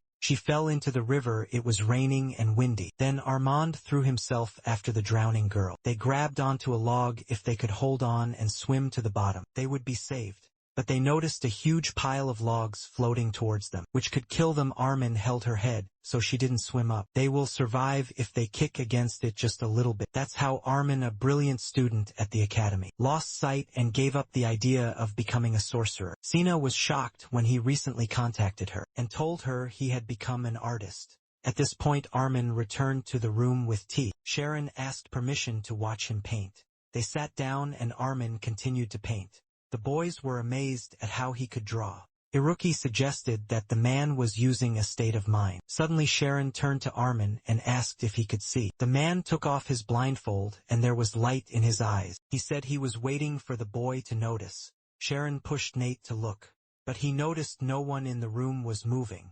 The spell called a pause. Armand suggested that we talk all the time. He said he was worried, because he knew Sharon would soon understand everything. Usually people take in light with their eyes, and then rearrange it into visual information. But their eyes are light in themselves. As soon as the man saw the boy, he realized that he had experienced the same thing. The function of immortality. The function of immortality is the door to infinity. Those who open it are called openers. Sharon opened the door. The minds of those who succeed in this quickly flow into infinity, and thanks to this they feel great power and liberation. But there was no reason to worry. If he didn't cross the line, his mind would not be destroyed. Sharon said he was hiding it from his friends, but because of the supernatural feeling, it seems like he is going crazy and there is some danger. Armin replied that all the symptoms were absolutely typical. The place he reaches is an infinite space, a universe. A person facing an endless and overwhelming limit will experience immense fear, which as an effective stimulation leads to enlightenment, and most discoverers acquire the omnipotence of space. However, Sharon's fear is not related to space. He has encountered something completely different. Once he realizes what causes it, it will disappear. However, it is not known precisely how to find out what the anxiety is about. Only time will tell, maybe soon, or perhaps it will take a lifetime. Armin felt that the answer was inside Sharon, but he was not in a state to give it a name right now. Perhaps it has something to do with gauge symmetry. Scientists believe that the world is perfect, the perfect fit of the right physics. Light that can be explained by mathematics. This is similar to the constant speed of light. Perfect symmetry looks like a skillfully arranged product of someone's will. However, as we continued our research, we realized this symmetry had already been broken. The universe is not perfect, and they do not know what broke this symmetry. Armin was sure that Sharon could cope with this nameless something. The boy thanked the man, and after these words, he really felt better. He wondered why the man did not tell the teacher what he could see. He replied that Sina was worried about him because of the guilt, and that he had not only regained his sight, but did not want to burden her further. This is not right. Armin continued to paint. But the spell was broken. He was already married and wanted to help Sina live her own life, so Sharon promised to keep his secret. When the painting was finished, Sena's teacher and the boys hurried home. They were saying goodbye outside the house when Armin's wife arrived. When Armin's wife approached Sena, she immediately took the students and they left. The wife asked Armin if the management would check that his eyes were bright. His expression was so stupid. Armin asked her to make a contribution. Instead of idle talk, we had to go from Christ to Kleiber. There would be a lot of mutts on the way, but that was nothing for Armin. The eyes of light. Armin said he would stick to the contract, and asked the woman not to talk nonsense. When the teacher left Armin's house, she didn't say a word to the boys, just gave them an angry look. They started shouting that they were hungry and asked to eat. Before returning to the academy, Sina agreed to feed them, because they would not have time to eat for the rest of the day. They went to a restaurant and ordered different foods. Sina ordered some wine. The boys were surprised that a teacher would drink, but they had broken into someone else's home, so they couldn't object. Nade was glad Sina drank more, because he could exploit this and find her weakness. An hour later, Sina was already a little drunk. She started to cry and said there were so many talented students, but not all of them realized their dreams. At one point she fell on the table and fell asleep. Sharon tried to wake her up because they had to leave. At that moment a man came to their table and offered to take the woman in his carriage without the boys. The man began to stretch his hands toward her and say she had a beautiful body, but Sharon asked him to leave. The man was angry and threatened that they would be expelled on his orders alone. Nade began to work magic on the man and asked him to leave nicely if he didn't want to wet himself right there. Iruki took the man's wallet, which contained his documents. He was an ordinary civil servant, meaning he couldn't precisely expel Iruki Mercadane, because his family was second-class nobility, a family that has been royal advisors for 3 generations. When the man left, Nade took a picture of the teacher who was still sleeping on the table. Now they will definitely be able to prevent the group from disbanding. While Nade ran happily down the street with the photo in his hands, Sharon alone was carrying the teacher.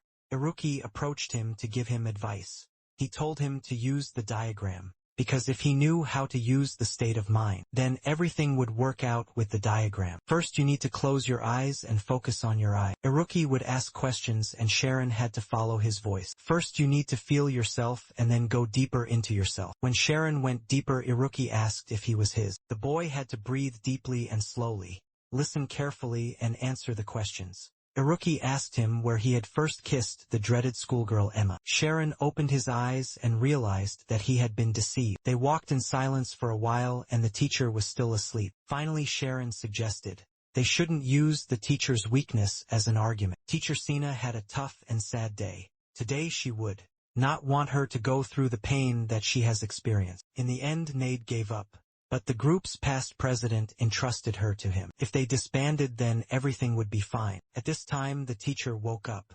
She apologized for the inconvenience and said she would keep quiet about the walkout from the academy. She gave them a month from that day to show the ghost, or whatever they wanted. If they loved their research group, they would proudly convince the academy. Nade even agreed to make a presentation because with it, they would proudly and confidently prove the value of their research group. They will use their brains to learn for once.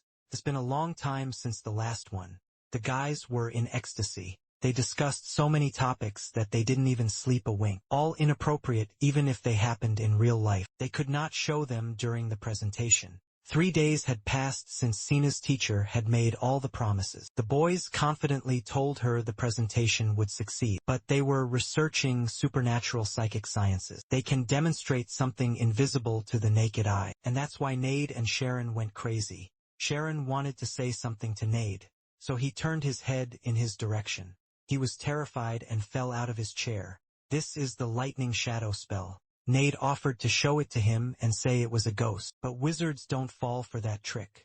Even though Sharon did, he was afraid, not because he was fooled. It was the fear deep inside him that was triggered. Instead of forcing them to believe, showing them proof will bring out their deepest fears. If you change your strategy, not to assert and make them believe, but to gain their faith and prove it.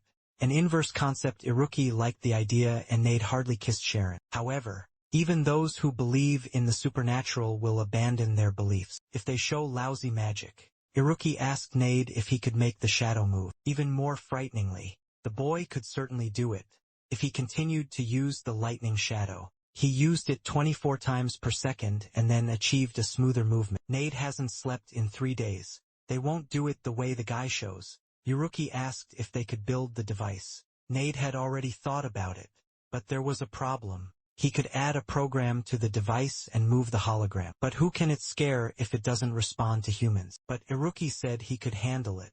They will succeed if they predict people's reactions and apply the theory of complex systems. After analyzing most possible reactions, they will program them. For example, after they predict that Sharon will look to the left, the ghost on the left will look at him in return. This was possible because everyone's day goes the same way, but they need a lot of information and devices to store it. But even more importantly, they need a way to transmit an entire program across multiple devices. The energy of Nade's lightning wouldn't be enough. Sharon can transmit information by emitting photons. There was hope of making the perfect ghost. But Iruki didn't think it would be enough to just scare them with. Sharon suggested using a psychological technique, so it was decided that Nade would create the device. Iruki would make the program, and Sharon would prepare the photon emission. Iruki thought about it, and schematically calculated the required amount of photon emission. To send data he needs 3 times as many as he currently has, and needs to hold them for at least 10 minutes. 10 days passed. Nade burst into Eastas in hysterics. He put up a notice and it's fucking hell.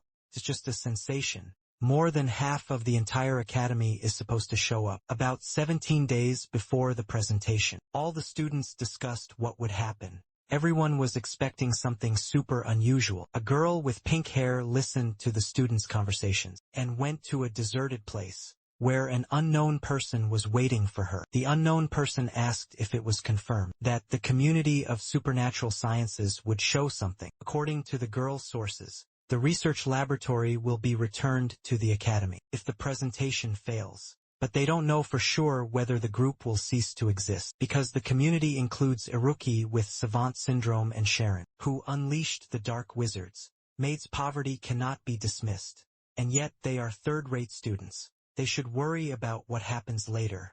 The war of the Shadow Research Group, for the right to become the second owners of Istis. Meanwhile Sharon was training. Something went wrong and he fell to the ground.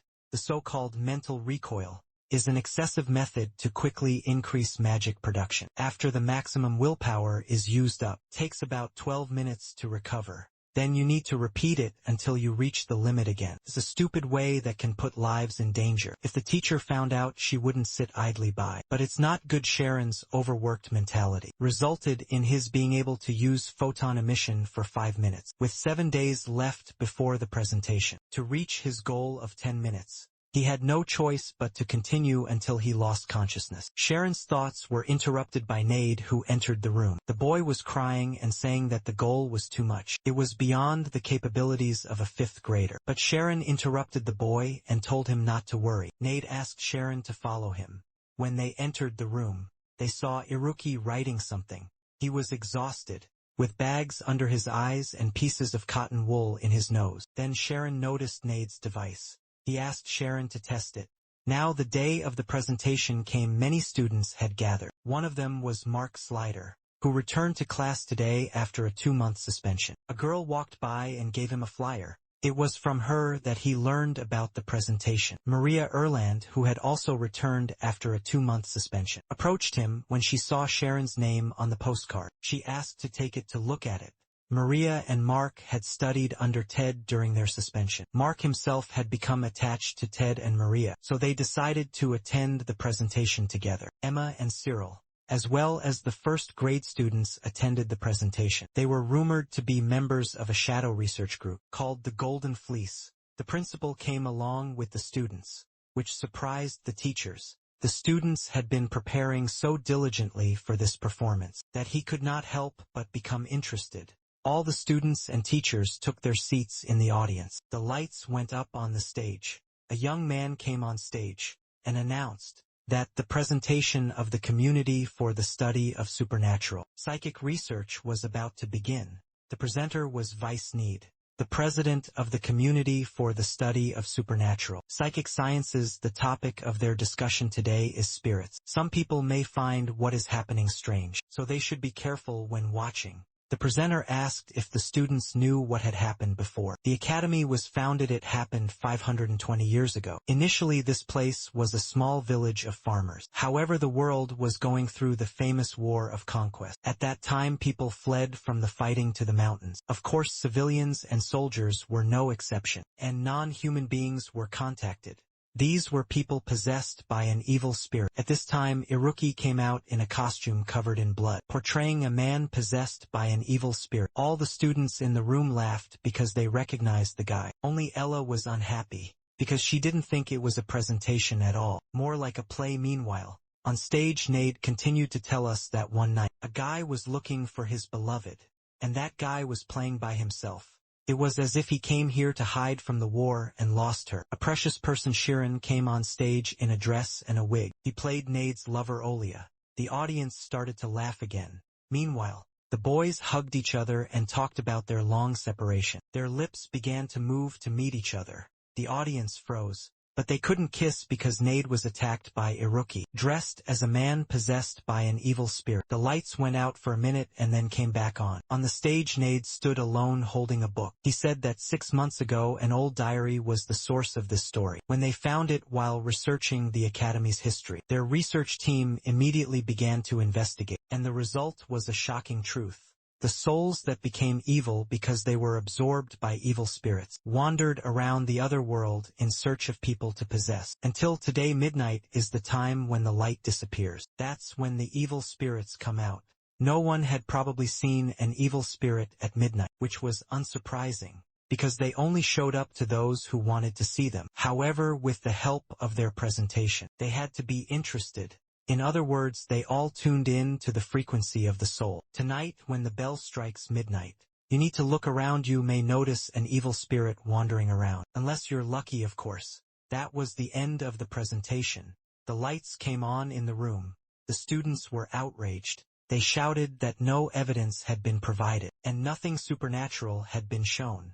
Emma ran out of the room. She was ashamed, and she knew she would be, from the moment she got involved with these weirdos. Senna's teacher bowed to the principal and said she would punish the students, but the principal just laughed. He didn't expect anything from a group of supernaturalists. Senna did not understand why the boys did it. When the boys went backstage, they began to cheer because of the audience's reaction. One look is enough to realize that the seed has been planted. The day before, Nade had installed hundreds of hologram projectors. Throughout the academy, these projectors will be the Aruki program, which involves movements back to tonight.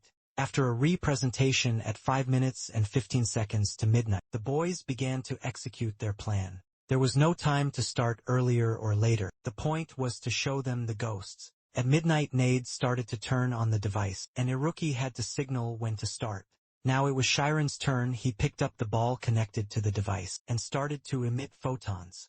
When Iruki saw the boy's power, he said that in just a month, he had increased his magic power by as much as Shiren expected. Shiren felt as if he was pouring water into a bottomless bowl. In the meantime, Nade noticed the emission levels on the device. They were not increasing. Nade started crying and saying that it was his fault, that he was stupid and incapable, because his device was not working correctly. He kept crying and apologizing for getting the boys involved. He was sorry that he had made them a laughingstock, but Shiren argued with him because they all work hard. Sacrificing their rest, Nade and Iruki had both put their all into this. They would not give up, so he used the immortality function. The guys noticed and asked him to stop. There was a significant threat that Shiren would disappear, but they could not stop him. Nade started to cry even more, and told Shiren that he didn't care about the group. He didn't want to lose him, but Shiren was no longer afraid. Armin said that he would not disappear. The main thing is to remember who you are. Shiren began to admit, and the photon level went off the scale. Iruki started the program. Meanwhile, in the women's dormitory, Maria sat with a book. She noticed it was already midnight and time to go to bed, because she had classes tomorrow. She remembered that story about the spirits and got creeped out, because they appeared at midnight. When she turned to the window, she saw a scary spirit resembling a zombie. At that time, the ghost was approaching Emma, and she threw a vase at, but it did not stop him.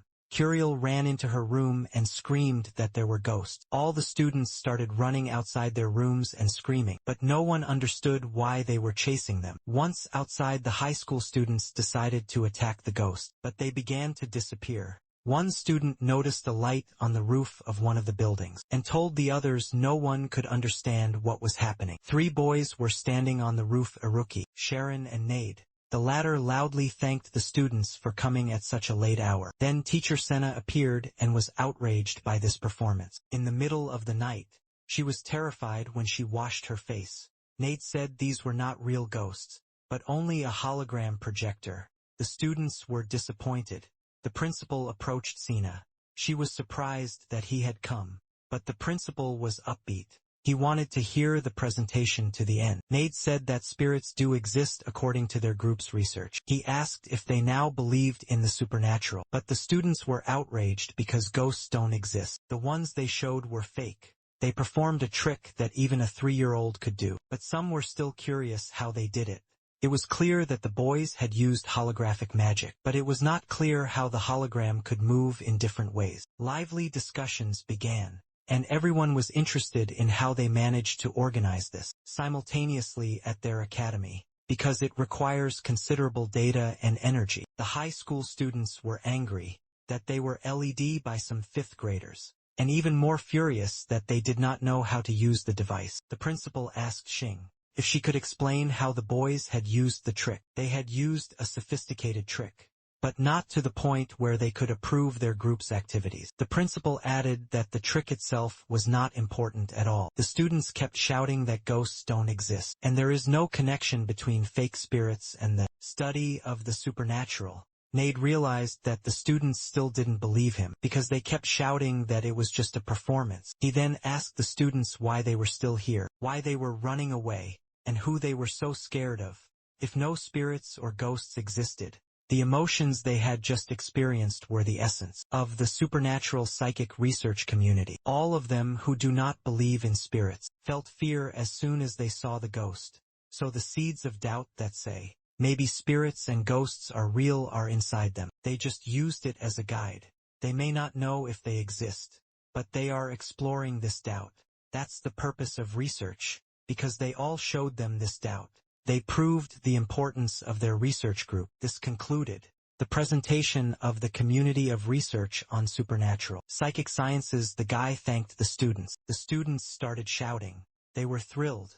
If their tricks were as unusual, the students were ready to fall for them again and again. Watching the boys on the roof, the principal asked the teachers where they came from and where they were going. Someone explores doubts and shows everyone. The principal thought it was a significant presentation. The other teachers had no objections. Teacher Senna announced that the teachers had decided to identify the presentation as a community study of supernatural psychic sciences. Instead, she suspended the boys for 3 days. The boys started hugging and rejoicing that they had succeeded. Teacher Sina was only angry, as she thought the boys had not heard they had been suspended. Serial was swamped with boys. Everyone wants to do something like this to see the world just once. Emma stood there at first with a disgruntled face, but then she thought it was very unexpected that Sharon was spending her time on useless fun while studying, until she was too exhausted to graduate from the academy. She was a little jealous.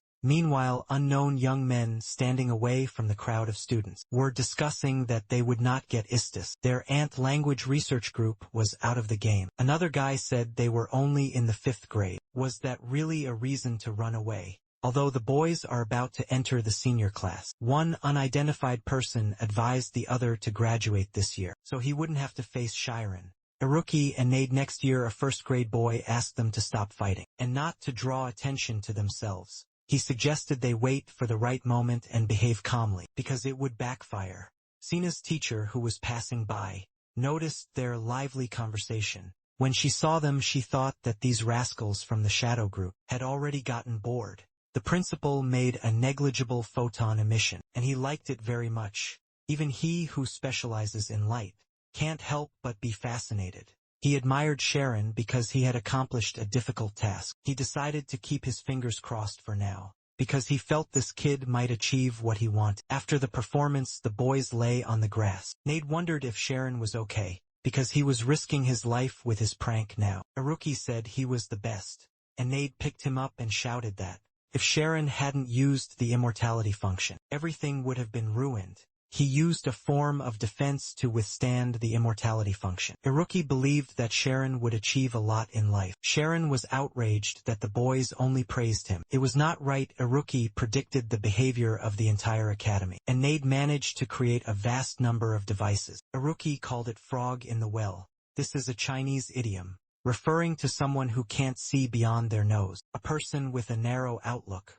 Nade asked if he should apply to graduate school. Iruki said yes because they were going to graduate together. He was sure that they would find many interesting things to do. When they went into society, Nade held his hand and asked the boys to promise they would be together until the end. Iruki even offered to come up with a slogan for their group, but they decided to postpone it for now. Together they will become the best sorcerers. The following day, Iruki and Nade came to Sharon's room. They saw that the boy was still sleeping and started to wake him up, because today was their first suspension. But Sharon did not respond to them. Apparently he was very exhausted.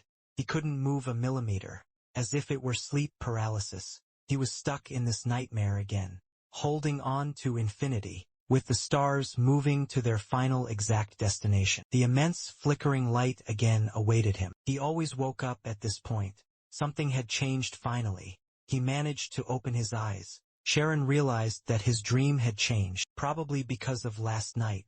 But was it really so? He found a note from the guys by the bedside. They wrote they were going to the casino, but Sharon didn't want to. He began to think about what he could do with the 3 days. He was suspended from school. His first thought was to go home to visit his parents, but he immediately realized that he would have to explain why he was suspended. He decided not to do that.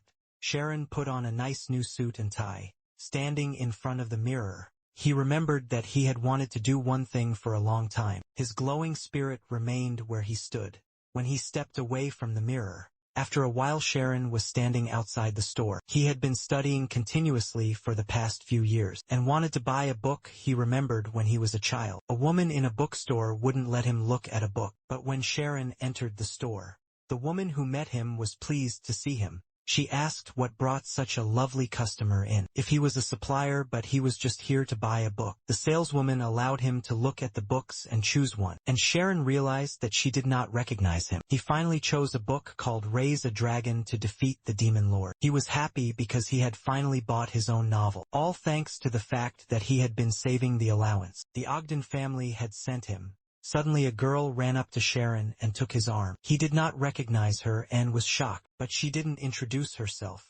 She called the other boys and barked that it was really Sharon. When the boys came closer, Sharon remembered one of them. His name was Altair. Then he remembered the girl. Her name was Lumina. The boys approached Sharon and started looking at his costume. He had changed so much he was dressed like a nobleman. Altair, who now worked as a teacher of village children. He said he hadn't seen Sharon for a long time, and asked what he was doing now. They had requested Uncle Vincent, but he wouldn't tell them anything. Sharon considered lying to them for a long time, but realized that sooner or later they would find out. They would have been hurt if he had lied now. And he said that he had been studying magic all his life. From an early age, Altair was brave and had a good physique. Being an outstanding child, he quickly became a teacher. Overconfidence was his downfall. There was one most important rule in a small mountain village, surrounded by many dangers, and it was this: you must listen to your teacher. The teacher protects the village and everyone follows him. This was the secret of survival in a small mountain village. As a child,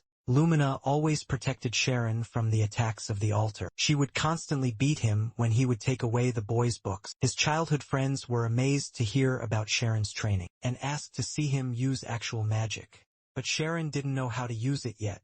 He said he was new to the academy, and it was forbidden to do anything outside of it. When Altair saw the book in Sharon's hands, he reached out to snatch it from his hands, and see what the boy was reading. Not responding to Sharon's request not to take the book, the boy continued to do so, and eventually the book began to fall. But Sharon managed to grab it before it hit the floor, and at that moment he recently lost consciousness. Lumina started scolding Altair because they were no longer children, and he tried to take the book away from the boy again, as before, but Sharon said that everything was fine, and there was no reason to worry. Lumina invited Sharon to come with them and eat something tasty. It would be better than just standing around in the middle of the street. Besides, they would have a party to celebrate the sale of all the goods in Lumina's stall. Sharon agreed since he had nothing to do anyway. A modest carriage pulled up to them. Altair took Sharon and put him in the carriage. He was shocked that the man could be so light. Sharon was equally surprised, because since they hadn't seen each other, Altair had become a monster. He knew how to run a business, and he would be the boss of the village in the future. Later in the afternoon, they reached the village restaurant. They ordered a lot of food and beer. The guys asked a lot about his studies at the academy, and Sharon told them that his studies took up most of his time, and he had no time for nonsense and girls. Altair asked what plans Sharon had for the future after graduation, because his Uncle Vincent was providing for their family now. Sharon will be doing it in the future and needs to get married. He realized there were no guarantees that he would be able to complete his studies. He was so focused on his studies that he never thought about it. His friends were already helping his parents run the business, and his dad was doing the hard work alone. And when he was helpful, Altair saw that his words upset the boy, so he offered to compete in arm wrestling. They used to be interested in it when they were kids, but Sharon often caved to maintain Altair's reputation, so that Altair wouldn't fall face first into the mud. The boy decided to hold on to the last and lose. At the last moment, they put their elbows on the table and bet. The loser would pay for dinner. The competition began, and in less than a minute, Sharon fell to the floor exhausted, which meant he had to pay for dinner. He took a bag of gold coins out of his pocket but accidentally dropped it, scattering all the coins. Lumina asked him why he was carrying such a huge amount of money. 5 gold coins in the bag were the salary of a peasant for 1 month. Altair got angry and blushed. He shouted that his friends had made a mess because of 5 coins. When he calmed down a bit, one of the boys said that a predator had appeared in the mountains, and no wild animals were there anymore. The father of one of the boys told him that it was a cow bear, the one that does nothing but eat. Sharon added that he had also heard this from his father, but did not understand why the bear would live here. It seemed to him that it should live in the north. Lumina suggested that it was mating season, so he was here although not visible. He must be hiding deep in the mountains. Altair thought about it for a while and offered to catch him. This would help the village. And if it was a cow bear, there would be no need to bother the adults. One of the boys told us that Altair last hunted a black bear alone. Sharon was impressed by the boy's strength. He also agreed to go hunting with his friends. It was not in his plans, but it was supposed to be fun. Early in the morning, Lumina came to wake Sharon up. They got dressed and took their weapons for hunting. They went into the forest and started setting traps. Sharon was surprised at how quickly they managed to cope with the nets and traps. But Altair did the complicated things. He noticed a claw mark on one of the trees, and immediately realized the bear was there. He told his friends to explore the area and if anyone came across him, to let him know. They split into groups and went in different directions. Sharon went with Lumina after wandering for a while. He realized he could use the spirit state to find the bear. He entered the state of the spirit behind the bushes and noticed something. He walked closer to the bush to push it aside and see what was there. Altair ran up to him and started shouting. He was outraged that Sharon had left the area without warning, because he could have put them all in danger. Altair felt something touching his legs, and when he looked around, he saw a pile of animal corpses. Sharon suggested we leave because he didn't think it was a cow bear. He wanted to tell the adults and restrict access to the mountain, but Altair was furious. He was surprised Sharon gave up without seeing his opponent. He started shouting that he was the teacher there, and the one who could give instructions. Because Sharon was like that even as a child. Don't accept his leader, take him for a fool. At this time something moved in the bushes behind Sharon. Everyone froze for a few seconds and then took their bows and arrows. A second later, a giant hairy creature appeared from behind the trees. It was a monster, an unknown creature that did not obey the rules of evolution. Sharon had seen one in a book called a wolf. Altair shot an arrow at it, but the creature dodged it.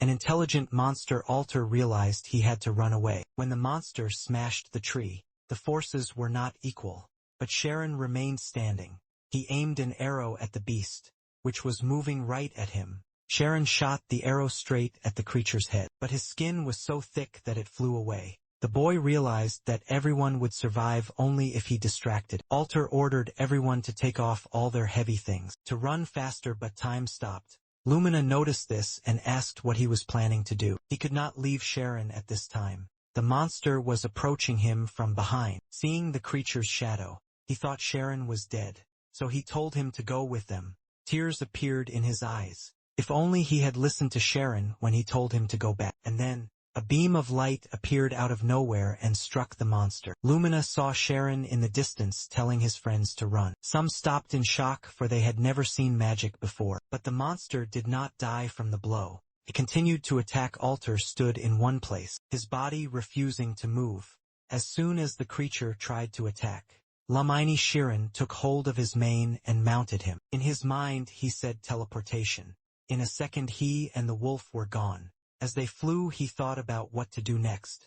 He wanted to stop the photoionization and make the monster fall from a height, but in the exact second it would pierce him with its claws. In this position it would be impossible to throw him. He's wearing the monster now and there's no inertia. If only he had a way to make it fall. To create inertia you need something with gravity, something that breaks symmetry.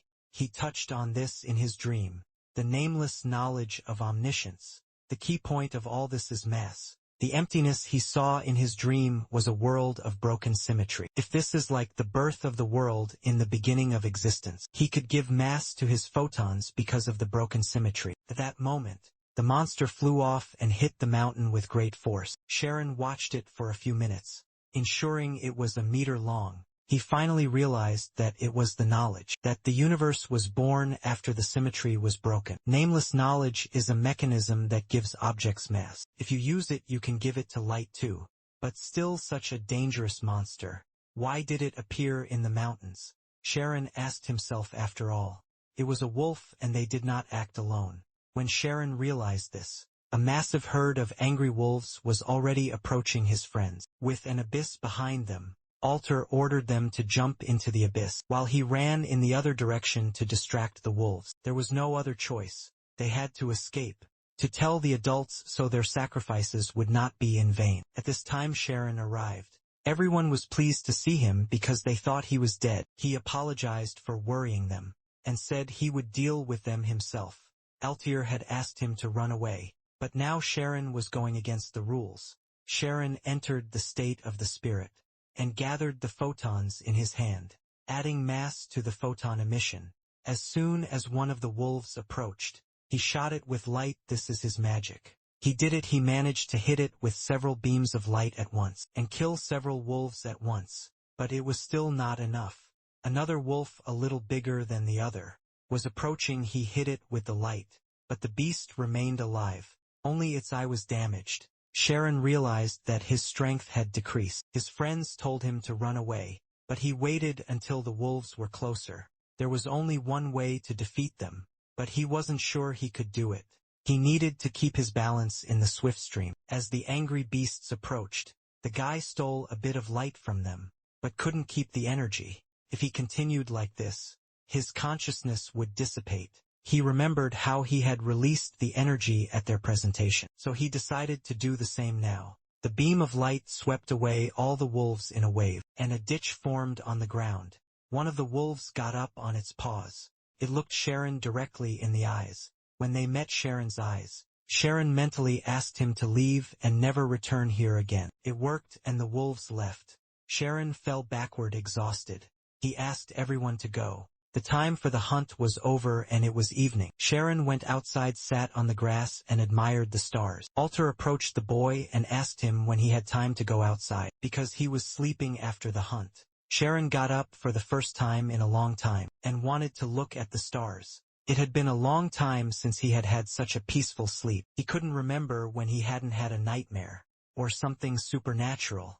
He had become so dead asleep that his friends did not leave his side until he woke up. They're all busy cooking now, and very lucky to have everyone back from the hunt except for Lumina. She hit herself when she fell. Tomorrow they and the adults will finish the job. They could make a good living selling the monster's fur and teeth. Altair asked Sharon what these beasts were called. He replied that they were wolves. He had heard that their calls were especially valuable. The boys were silent for a few minutes, but Altair apologized to Sharon. The boy was surprised because he had nothing to apologize for, but Altair added that he was jealous of him.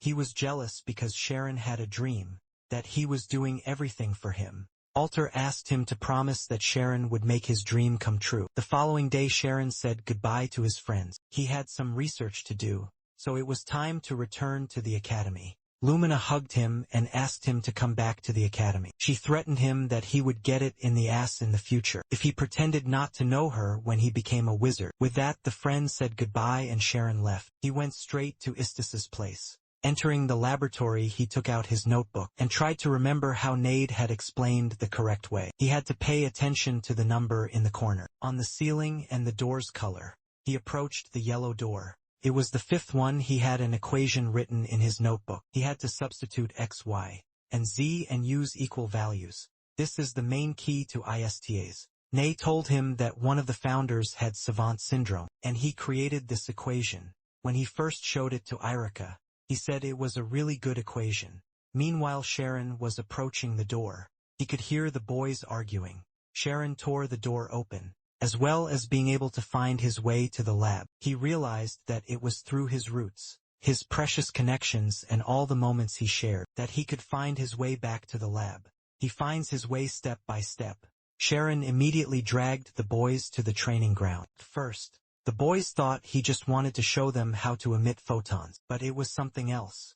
Photons are emitted outward, but now they are gathering from the inside. When Sharon launched the beam, it was so powerful it made a hole in the rock. Nade couldn't understand how it was possible to make such a hole. Using only light, he thought it was real magic. Sharon explained that it was magic he had created. He called it a photon gun. A rookie knew that photon fusion must be incredibly difficult, so he asked Sharon if it was a spell. They chose the nearest restaurant outside the academy. After ordering food, Sharon began to tell him that he had added mass to the photons. It was amazing adding mass to a particle without. Nadia's head was spinning from Sharon's story. After using this nameless knowledge, the anxiety disappeared. In addition, he discovered the meaning of the nightmares that haunted him. If he built a theory based on this knowledge and shared it, would be a sensational discovery for the magical community and the world. Although knowledge of the theory did not guarantee that a magician could use a photon gun. Even with omniscience, it would be challenging to understand omnipotence. Sharon had a request for the boys.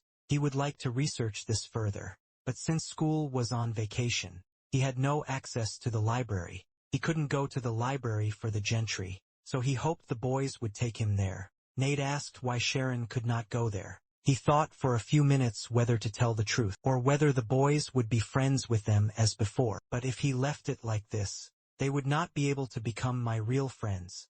And he said that he was not a nobleman, but a commoner. Someone left him in a stable, and then his current parents found him and raised him. His father is a simple hunter. There was silence for a few seconds, but Narshady Nade said Sharon's face was so gloomy. Only because of that, Iruki realized that Sharon had only started studying this year. In just 3 months, he jumped to the 5th grade and won it in front of the academy. Not to mention dating a brilliant sorceress. Nade slammed his hand over Iruki's mouth and said, they weren't interested in social status. Sharon started crying and exhaled with relief. He thanked the guys. Iruki wondered if Emma knew about his status. Sharon told him how they met when they were children. Nade was so surprised. He wanted to know everything in the smallest detail. Let's fast forward 5 years. In the slums of the capital of the kingdom of Tormia, 2 grown men are chasing a boy who has stolen their food. He ran as fast as he could and finally reached his hiding place. In the room, a girl was lying on the floor.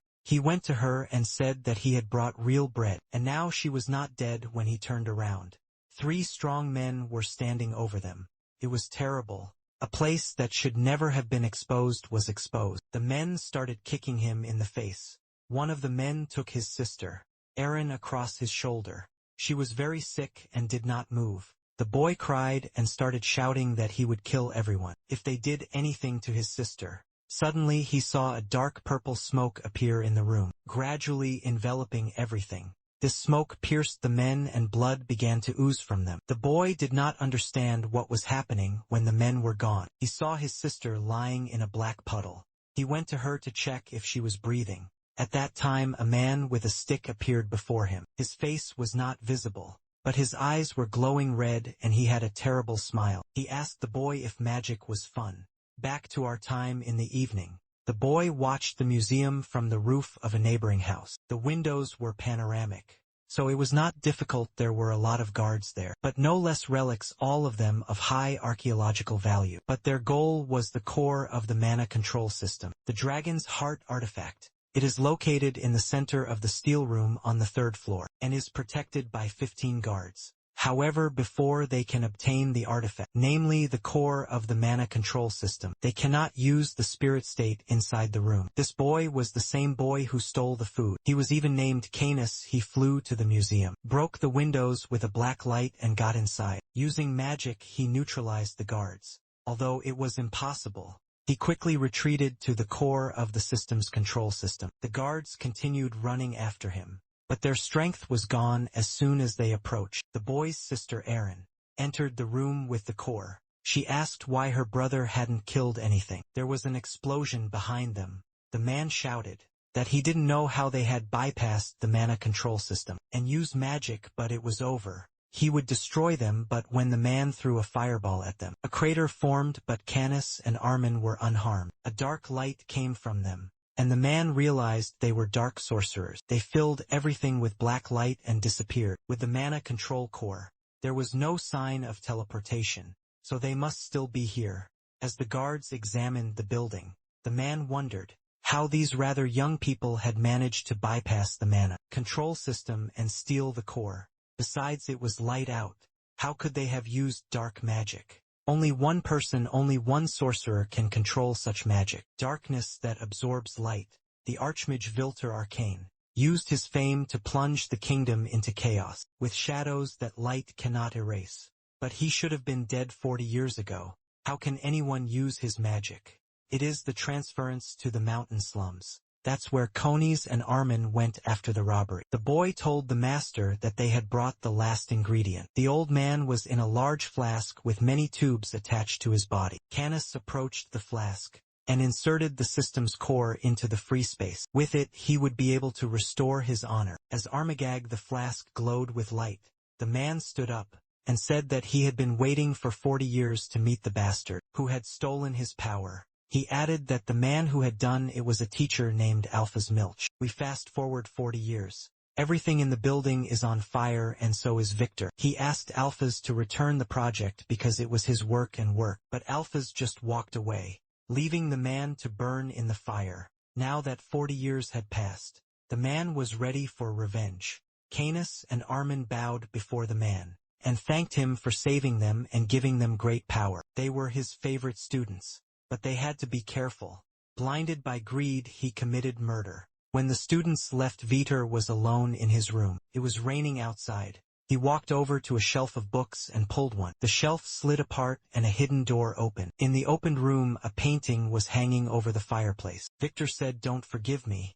At the same time, a scientific conference, organized by the Kingdom's Teachers Association, was being held in the capital Bashkir. Teacher Ted also attended. Now he understood why all the teachers were putting off attending this meeting. How could they possibly socialize for 3 days in a row? He wanted to go home. In fact, the conference was long over, and the teachers would continue the discussion during the evening reception. The only reason he's still here is to talk to Reina Ojin. She is a member of a prestigious group of 99 artists. A court pianist who is a student of the composer Melody Merchant is not annoyed even though people keep hovering around her. If only seen as teacher were half as kind. His thoughts were interrupted by Reina. Looking at Ted, she walked over to him and asked if he was a teacher from the Alpheus Academy of Magic, the leading estate of the audience also located in Craze. Ted was embarrassed. He didn't even think they would have a chance to talk.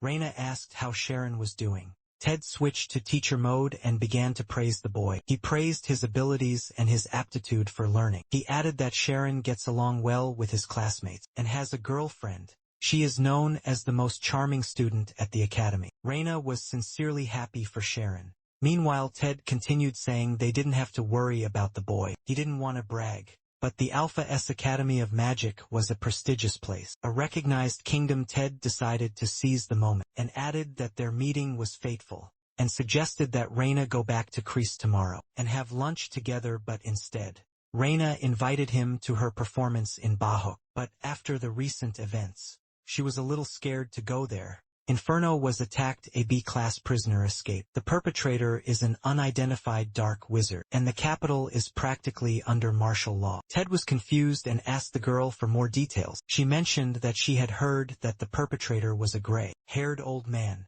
who did not listen to Reina and said he had to go. He ran as fast as possible because he realized the dark sorcerer had escaped. Everything pointed to him.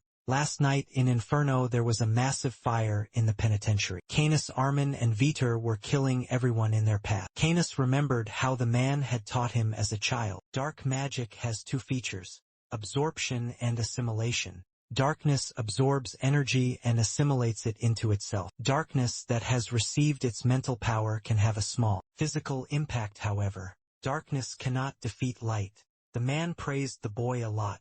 The Archmage Arcane had saved him and his sister from hell, so he studied hard in Inferno. The darkness did not spare anyone. Armin asked her brother to stop, because this place had nothing to do with the master. But the boy didn't care. In his opinion, all he had to do was trust the master. Their master does not do stupid things. They entered the room with the prisoners. One of them approached a man to introduce himself. His name was Kraken the Night Cat. Victor looked at his hand, which he held out, and said that he thought the marshes would enjoy fishing, but only small fish were caught. The boys were outraged by what the man said, and threw themselves at him.